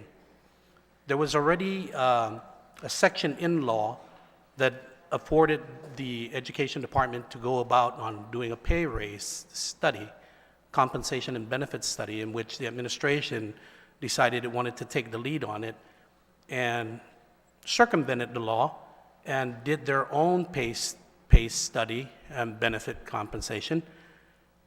In doing so, they implemented their plan in May of this year and then expected that plan to move forward without submitting the educator pay plan to the legislature. And I think that's why it was very important that when we recognized it, we brought it to light so that come October, teachers that were expecting their pay raises will see it in their check and not say, hey, what happened if the plan was not submitted? And I thank you again for that, because you took the responsibility and the actions that the administration should have taken, and they didn't, but you did it in looking out for the teachers. Thank you. So the other question that I have is that the funding that from May 23rd to September 30th, do you believe that may come back to GovGuam to pay because of the justification written to US DOE in stating certain public laws which was not accurate, that we may have to pay back that funding?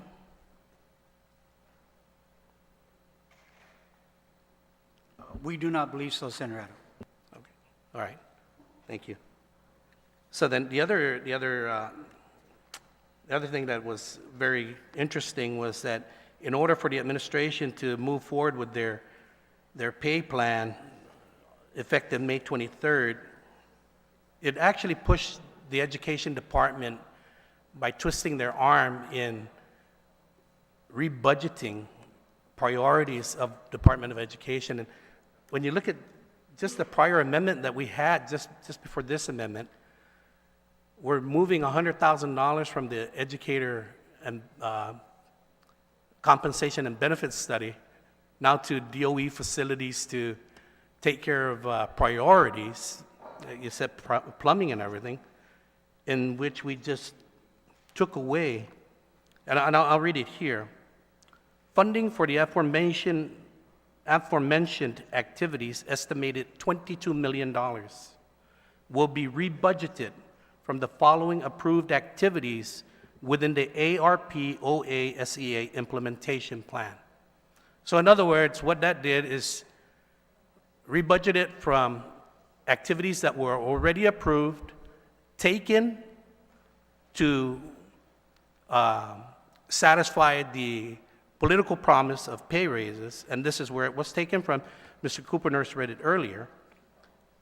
Mechanical priorities, electrical priorities, plumbing priorities, fire protection priorities, roofing priorities, hardware priorities, surface wall finishes priorities, pest control priorities, site priorities, capital improvement plan contract management services, small, capital improvement plan contract services, medium, canopies, tables, chairs, seating, and desk chair racks.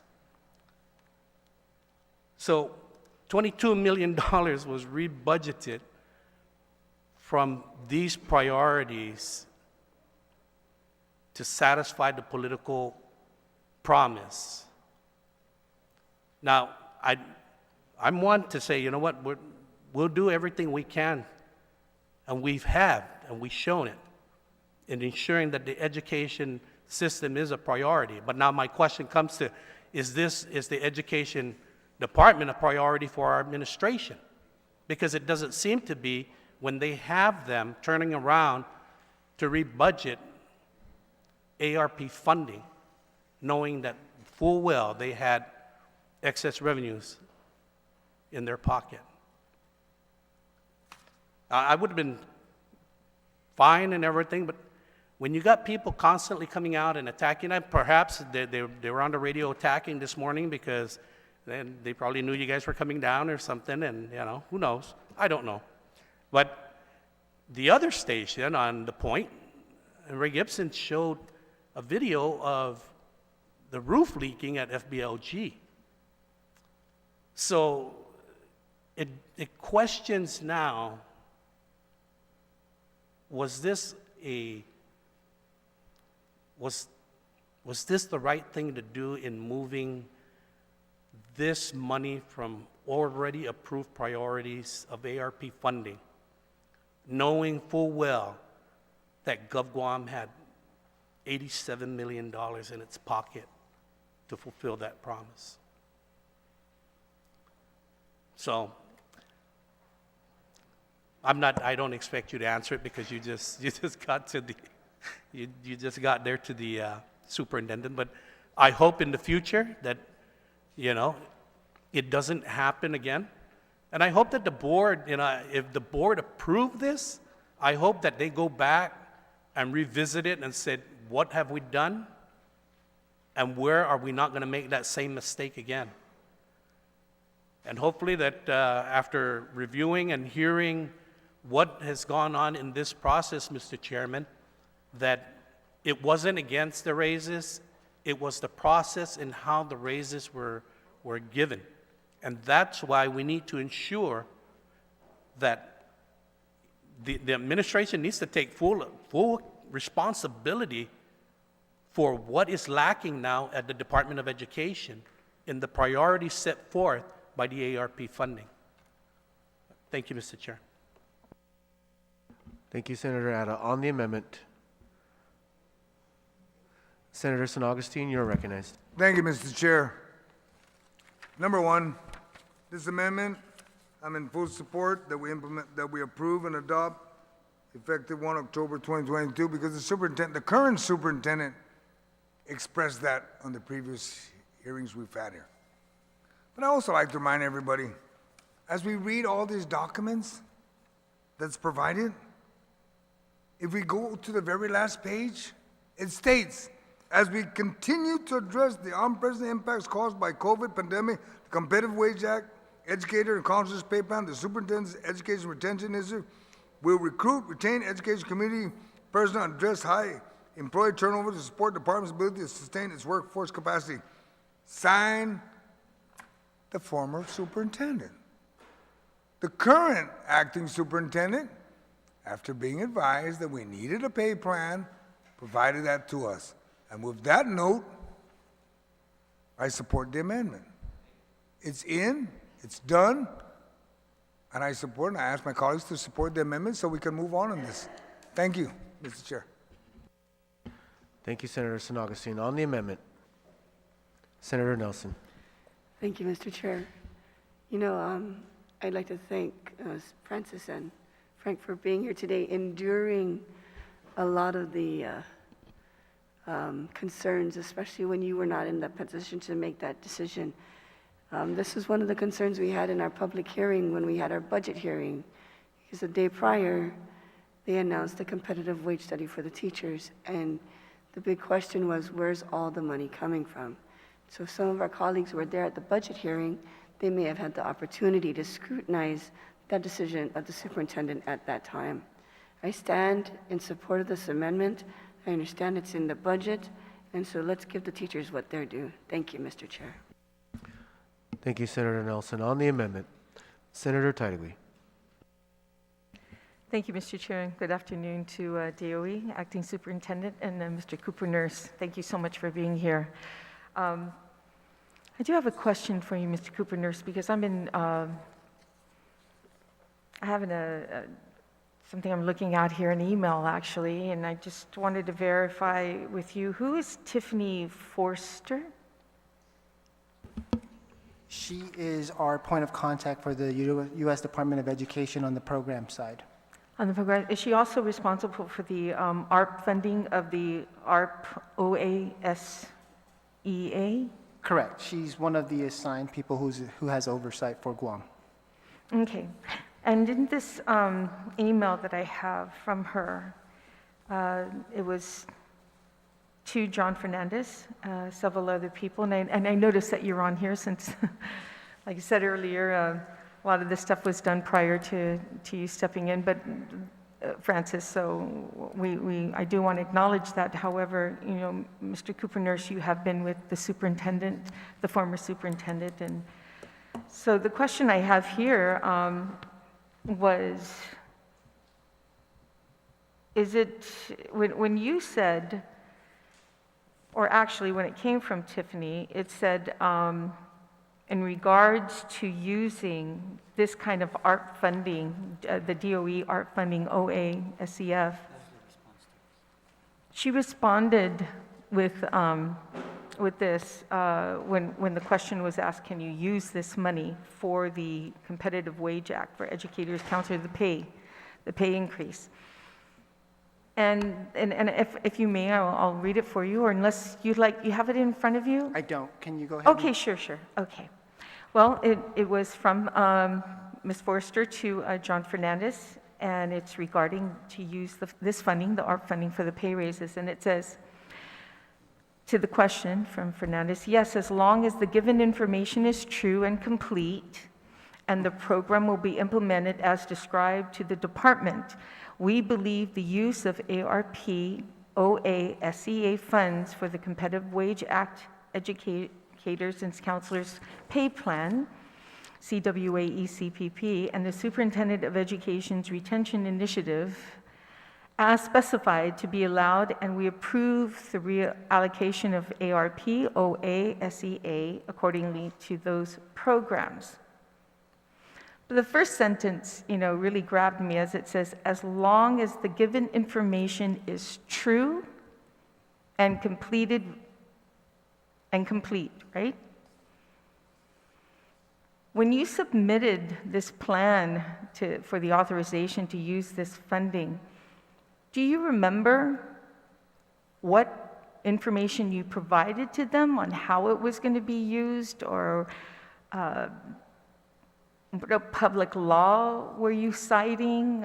Do you remember any of that? What I recollect was, and in the reference to, was the amounts, the teachers, the pay structure, the estimated cost, and the direction for the utilization of those funds towards our teachers. So when it said, as long as it's using that and it's true and correct, and we're utilizing it for, again, to support the in-person, our retention, to recognize our hardworking teacher, our staff at the schools who were working during the pandemic. Again, we provided that count, the staffing patterns, the amounts, and the estimates towards that email, is my understanding. Correct. Okay, thank you, Mr. Cooper Nurse, thank you. And there's no doubt, hardworking individuals at Department of Education, not just the teachers, but the whole staff there, the support staff as well.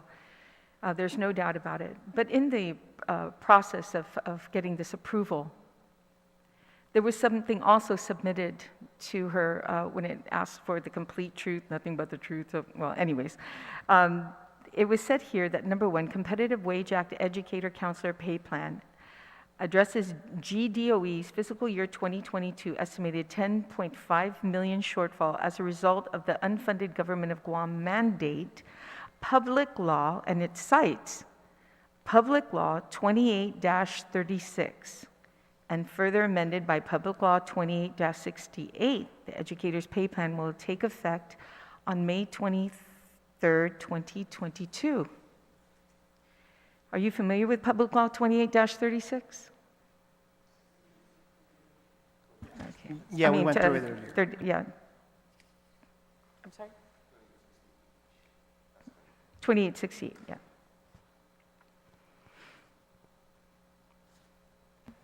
Yes, Senator, I have it in front of Okay. me now. Yeah, and on there, when did it say that this pay plan was supposed to be implemented? In the email? In the email Yes. reference, Well, actually, you referenced this particular law, right? So in the particular law, when does it say that it's supposed to be implemented? I didn't reference it, but it's referenced in the email, and it's referenced to take effect in May 23rd. May 23rd, 2023 or 2022? 2022. Okay, but the law says differently, right? As I read it correctly, yes. So the law says May 23rd, 2023, correct? Of June, I'm sorry, June. The law says June 2023. So how, I mean, you gave the incorrect information, and according to them, it says as long as its information is true and complete. So it looks like you gave US DOE the wrong information. And if that being said, is there any possibility if they come back to this and look at those emails that we may have to pay this back? I mean, we're finding out that we already have federal question costs in other areas of $41 million for federal funds that are in question.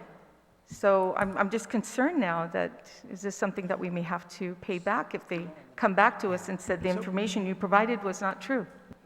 Please, keep in mind that the information that was given to US DOE was from the former superintendent. Right, I do You can- understand that, you yes, can, I made mention of that. Yeah, so, yes, you can tag us up here.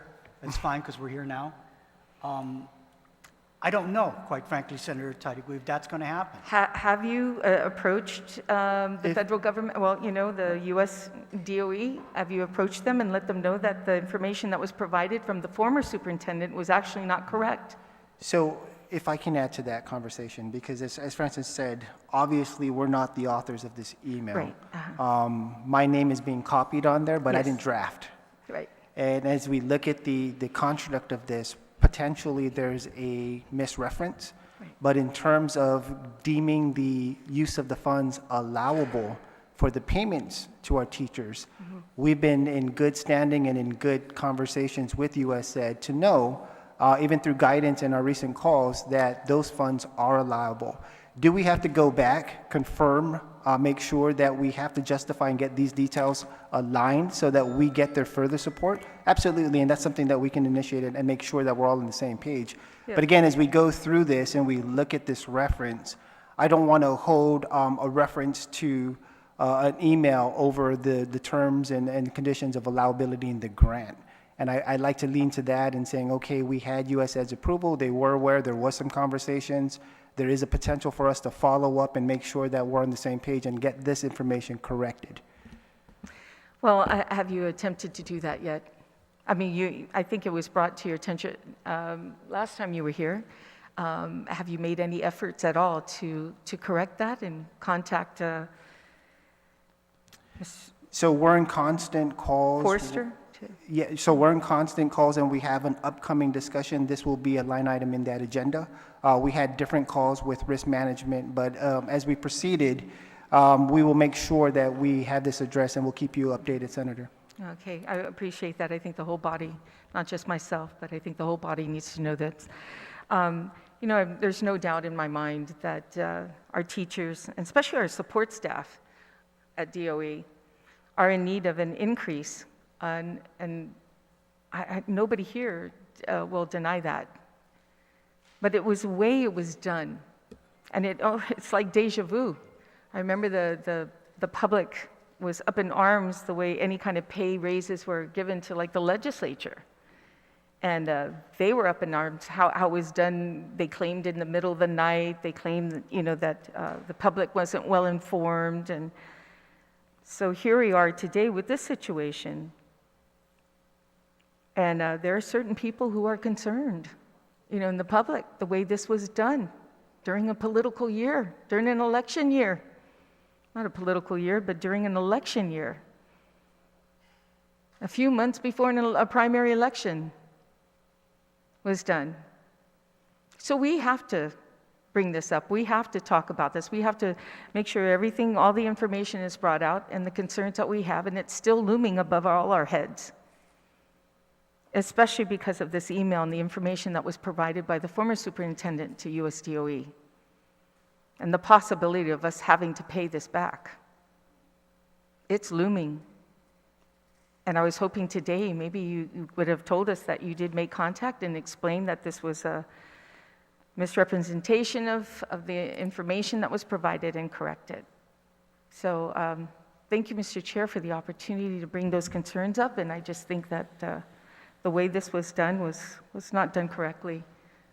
And not just that it was done during an election year, but but with these concerns that I just shared with the body and the public. Thank you, Mr. Chair. Thank you, Senator Titlegy. On the amendment, if there's no one else on the amendment, Speaker Terlahi. Thank you, Mr. Chair. I'm just trying to clarify, and thank you again to DOE representatives here. So first of all, just to follow up on a couple of questions, the 22 million, I think it was 22 million that you said was reprogrammed in ARP funds that was originally slated for capital improvement projects. What happened to those capital improvement projects? That was what we were speaking and discussing earlier, Madam Speaker. Air cons, canopies, walkways, proposed plans for our restrooms, playgrounds, electrical panels. Well, the ones that were reprogrammed, have you found a way to take care of them? Yes. Okay, so all of the proposed capital improvement projects are going to be taken care of? Yes. Despite the 22 million reprogrammed for teacher salaries? Yes. Okay.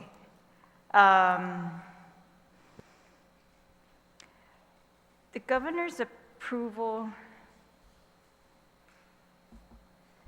well, and you got justification to use ARP funds because of describing it as retention and incentive pay? Or were there other categories that you had to meet in order for the funds to be paid on salaries? So, Senator, there was other things that were kind of referenced to meet that, and again, it was to maximize in-person instruction, address the academic impact of lost instructional time, meet our students' social, emotional, mental health, and academic needs.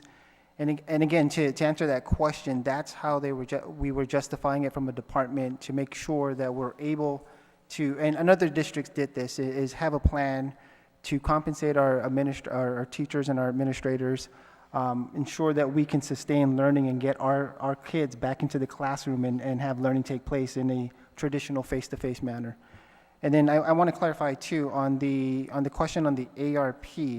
I didn't have the precise numbers earlier, but I do want to give that to the body now. It's $286.9 million, of which $239.4 million is specifically for GDOE as a district. $38.9 million goes to the Catholic and private non-public schools, and then there's about $8 million in state admin fund. And to your question, you asked a question about, okay, when we reprogram the funds, are we going to be able to still continue with our CIP projects? And our superintendent answered it adequately. Yes, we are, and it's just a limited source of funding that was taken in terms of reprogramming and rebudgeting. But as I mentioned earlier, that had the largest pot, and anytime you're dealing with paying our critical assets and, in investing in our most important assets, which is our staff and our administrators, we prioritize that over our secondary and support for our schools, which was our facilities in this particular case. And as I can say, the estimates on that budget were the high end. So as we refined and retooled, and Francis was saying how we're working with GPA and engineering and scope of work, we're still able to implement the CIP projects. Thank you.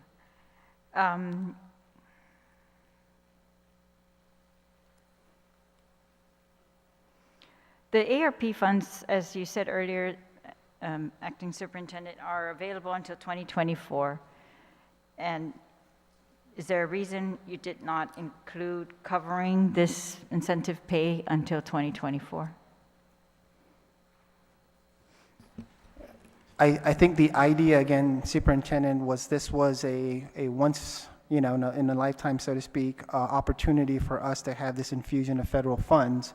And we wanted to make sure that we provided and utilized a lot of it to catch up on our facilities and our maintenance, and also direct it to where we needed and we didn't have the financial support in other areas. So primarily, it's going to CIP, it's going to our facilities, and then it was able to provide for some technology enhancements, improvements, and supplies and equipment to our teachers and our students. But it was available. You could have It was extended. available, but we wanted to maximize, and still, there's a maintenance of effort requirement that we have to sustain. So we wanted to make sure that in one hand, we're maximizing our use of federal leverage, and the other hand, we're sustaining our local effort through our department. So we thought that if we could manage the funds in this manner, it would be the best combination of local and federal funding to GDOE. All right. Okay, because I was curious at first. We had this substitute budget bill made huge adjustments compared to the governor's budget submission, and the explanation that was given to us was because of the teacher pay plan that had to be accommodated, those huge adjustments had to be made. So for the teacher pay plan, we are aware, so this amendment says that it's going to, the Competitive Wage Act Educator Pay Plan submitted to the legislature on August 18 is hereby adopted. Yeah, I was curious, were you planning to pay the increases salaries for teachers through 2023? Fiscal year 2023 without this amendment? As we understand, Madam Speaker, the other appropriation item that's already embedded in the budget was, I guess, the other vehicle that we could use to say the pay raises are going to be funded. I think this just strengthens and codifies the issue about an educator pay raise. That's at least my read of this particular amendment. As So we sit here, so that I understood that the budget appropriation that we have given and we have the support of the legislatures, that additional funds. Sure, so funds there, but did you have the authority to pay? Well, we implemented the plan. Again, Yeah, how? the two, they just did it, ma'am. I mean, No, we who weren't did it? there. Yeah. Did you? No, ma'am. The former superintendent implemented the plan. Was it by his action alone? Was there a document? Was it board action? Or are we relying on the governor's submission of a pay plan? I'm just wondering because I want to know whether, I want to know what, it was not, obviously, this amendment highlights there was not a legislative implementation of the pay plan. So I wanted to know your interpretation. So Senator, as I understand, we'll take those in two parts. So number one was, did we have the authority to continue to use the ARP past the approved grade? And the answer is no. Could we have gone back and asked to further it to your first question? We possibly could have, but again, it goes against the logic of if we're going to continue to go back and ask, then you'll be taking from different pots.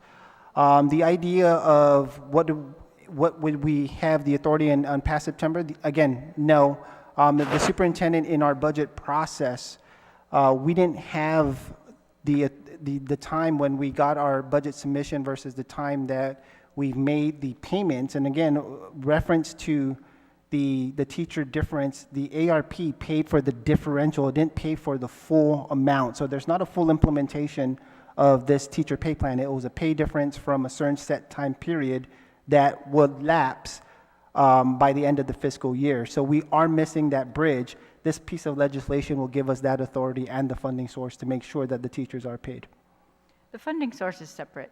There's no funding source here. The funding source is separate, right? So I'm just talking about the authority.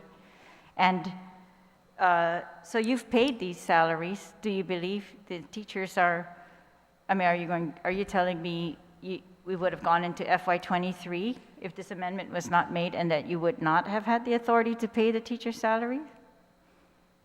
What authority, yeah, how did the authority change from one time to the other, September to October? So at least in terms of the funding to use from ARP, we wouldn't have it. We would, and again, as we went through the budget, we were looking for this authority. So that's in my comments earlier. If it's passed on the floor today as it's presented, this would be the authority that we have to continue, and it will now be on the local side that picks up the cost. All right.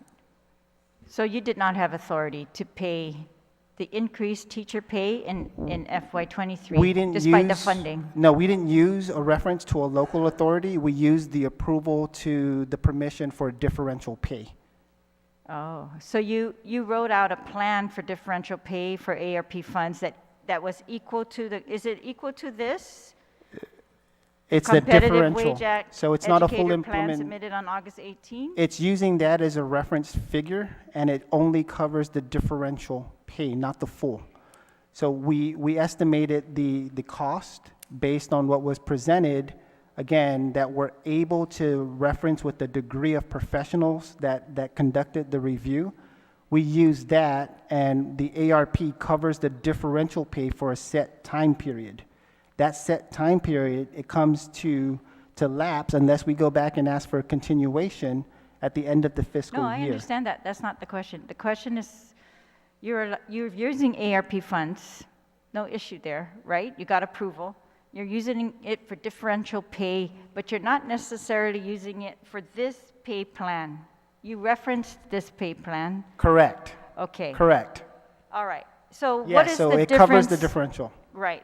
And so this pay plan is going to include additional positions that are not currently being funded by ARP. Is that correct? That pay plan will complete the full funding That for means- base salaries plus the differential. So it'll be one personal action that's cut for the full costing.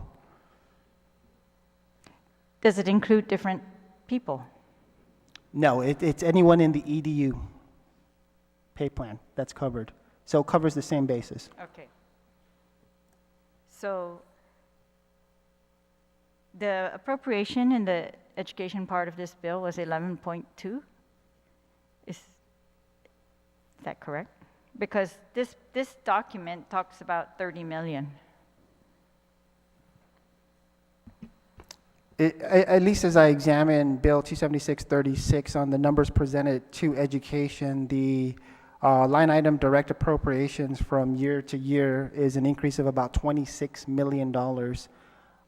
Yes, we're looking at that, and we're following those numbers closely to match it against the total cost of what it costs that we've estimated for teacher pay. And this amount, about $26 million, that is the increase included in this budget bill, is sufficient enough. The challenges we're having is our last year's budget came into the body and it was approved absent our utilities.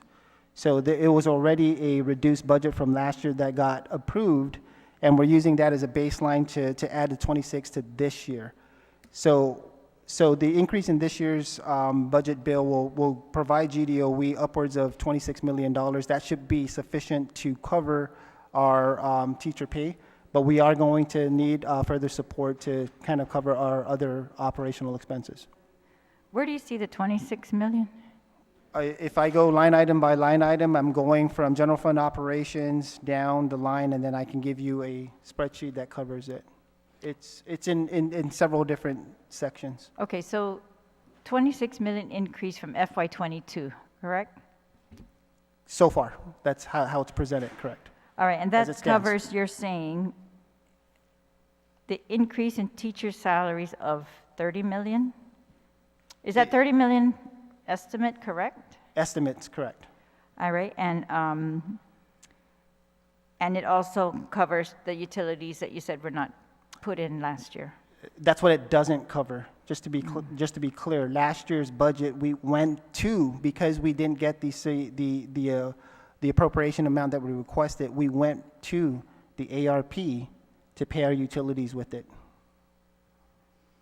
So this year's budget, again, going on the baseline of last year's $93 million provided to GDOE. This year's budget, in the current budget bill, gets an increase. GDOE will see an increase of approximately 26. And again, that number will fund but we're still going to be, short, looking for our critical contracts and our baseline operation expenses. And how much do you estimate the teacher pay increases to cost? So the teacher, at least when we did the original estimation, it was up at about $30 million. And then as we went through the process of looking at not funding fully the vacancies and new positions, we were able to bring that down to under $28 million. So depending on what we staff it and depending on what vacancies we fill, we're in the neighborhood of anywhere from 25 to 30 million. All right, thank you. Are you aware of any appeals regarding this pay plan that have been made, or any complaints? Am I aware of any complaints? Well, no, it's the either of opposite. you? I've gotten, I got They're the happy? opposite. Yes. Yeah, I'm very happy that the teachers have finally been recognized. I thought it was critical that they be addressed if we are going to improve our education system and make sure that, we give to our children in the education system the best that we have. And we know that our teachers, they can make more doing almost any other job at that time, right? And so, have you seen any results in filling vacancies or that type of area? I do want to say that, and I work closely with HRs. Number one, people are pausing retirement. Now that they're recognized, we're keeping, and the retention part is there. We're seeing increased applicants and people actually filling our positions. So yes, it's been very positive, long awaited, and again, it was critical at a critical time to make sure that we can sustain our learning environment and have the professionals that we need to run our school operations. So what are the vacancies now for teachers? I don't have that number. That's a moving target number, but I know that the recruitment efforts were largely successful, and we were able to pick up, the last time I looked at the number was close to 100 vacancies that we filled, direct school support positions, to include teachers. Great. All right. Well, thank you very much, Mr. Superintendent and Mr.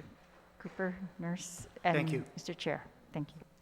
Thank you, Speaker Terlahi. On the amendment, there's no one else. Senator Blas, you may close. Thank you, Mr. Chair, and thank you to all my colleagues in with their questions and the discussions in this matter.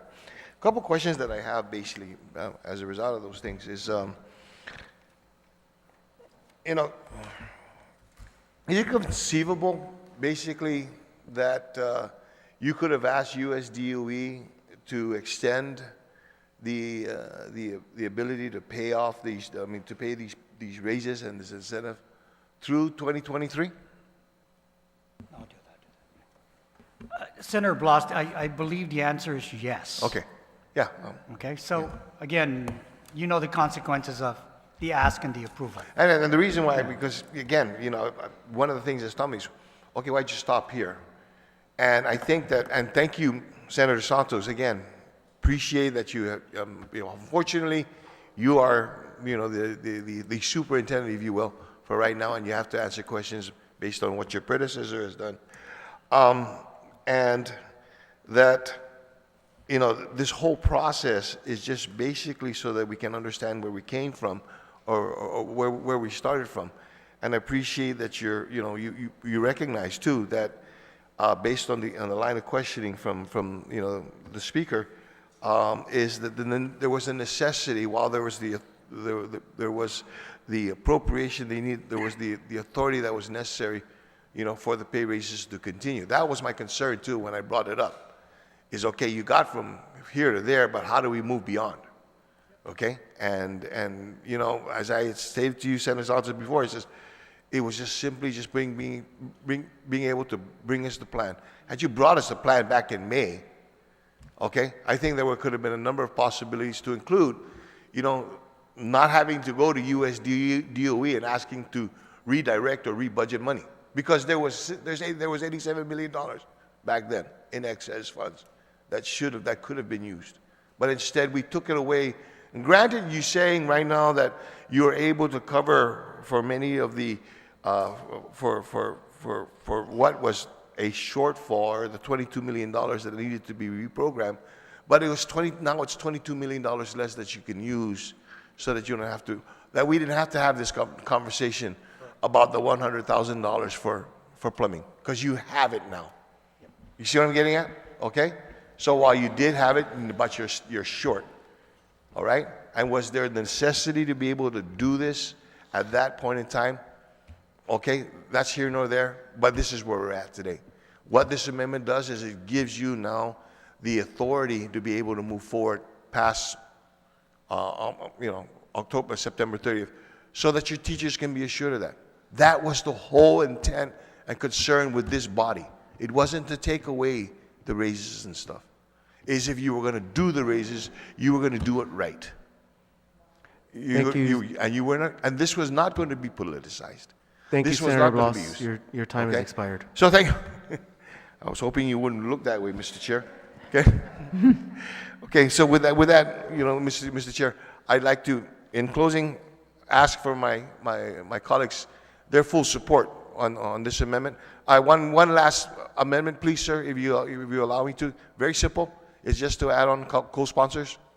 Please proceed. To add on Senators Nelson, Senator Ada, Senator Brown, and Senator Tidegui as co-sponsors to the amendment. On that motion, are there any objections? Oh, anyone? You want to add? Okay. No objections, motion carries. On the amendment now, are there any objections to the amendment?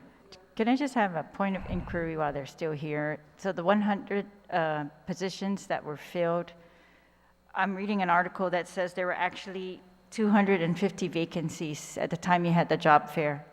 So does that mean there are still 150 vacancies?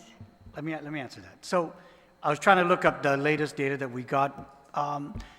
As we are all aware, the hard-to-fill teacher vacancies are always in science, math, and the more technical positions.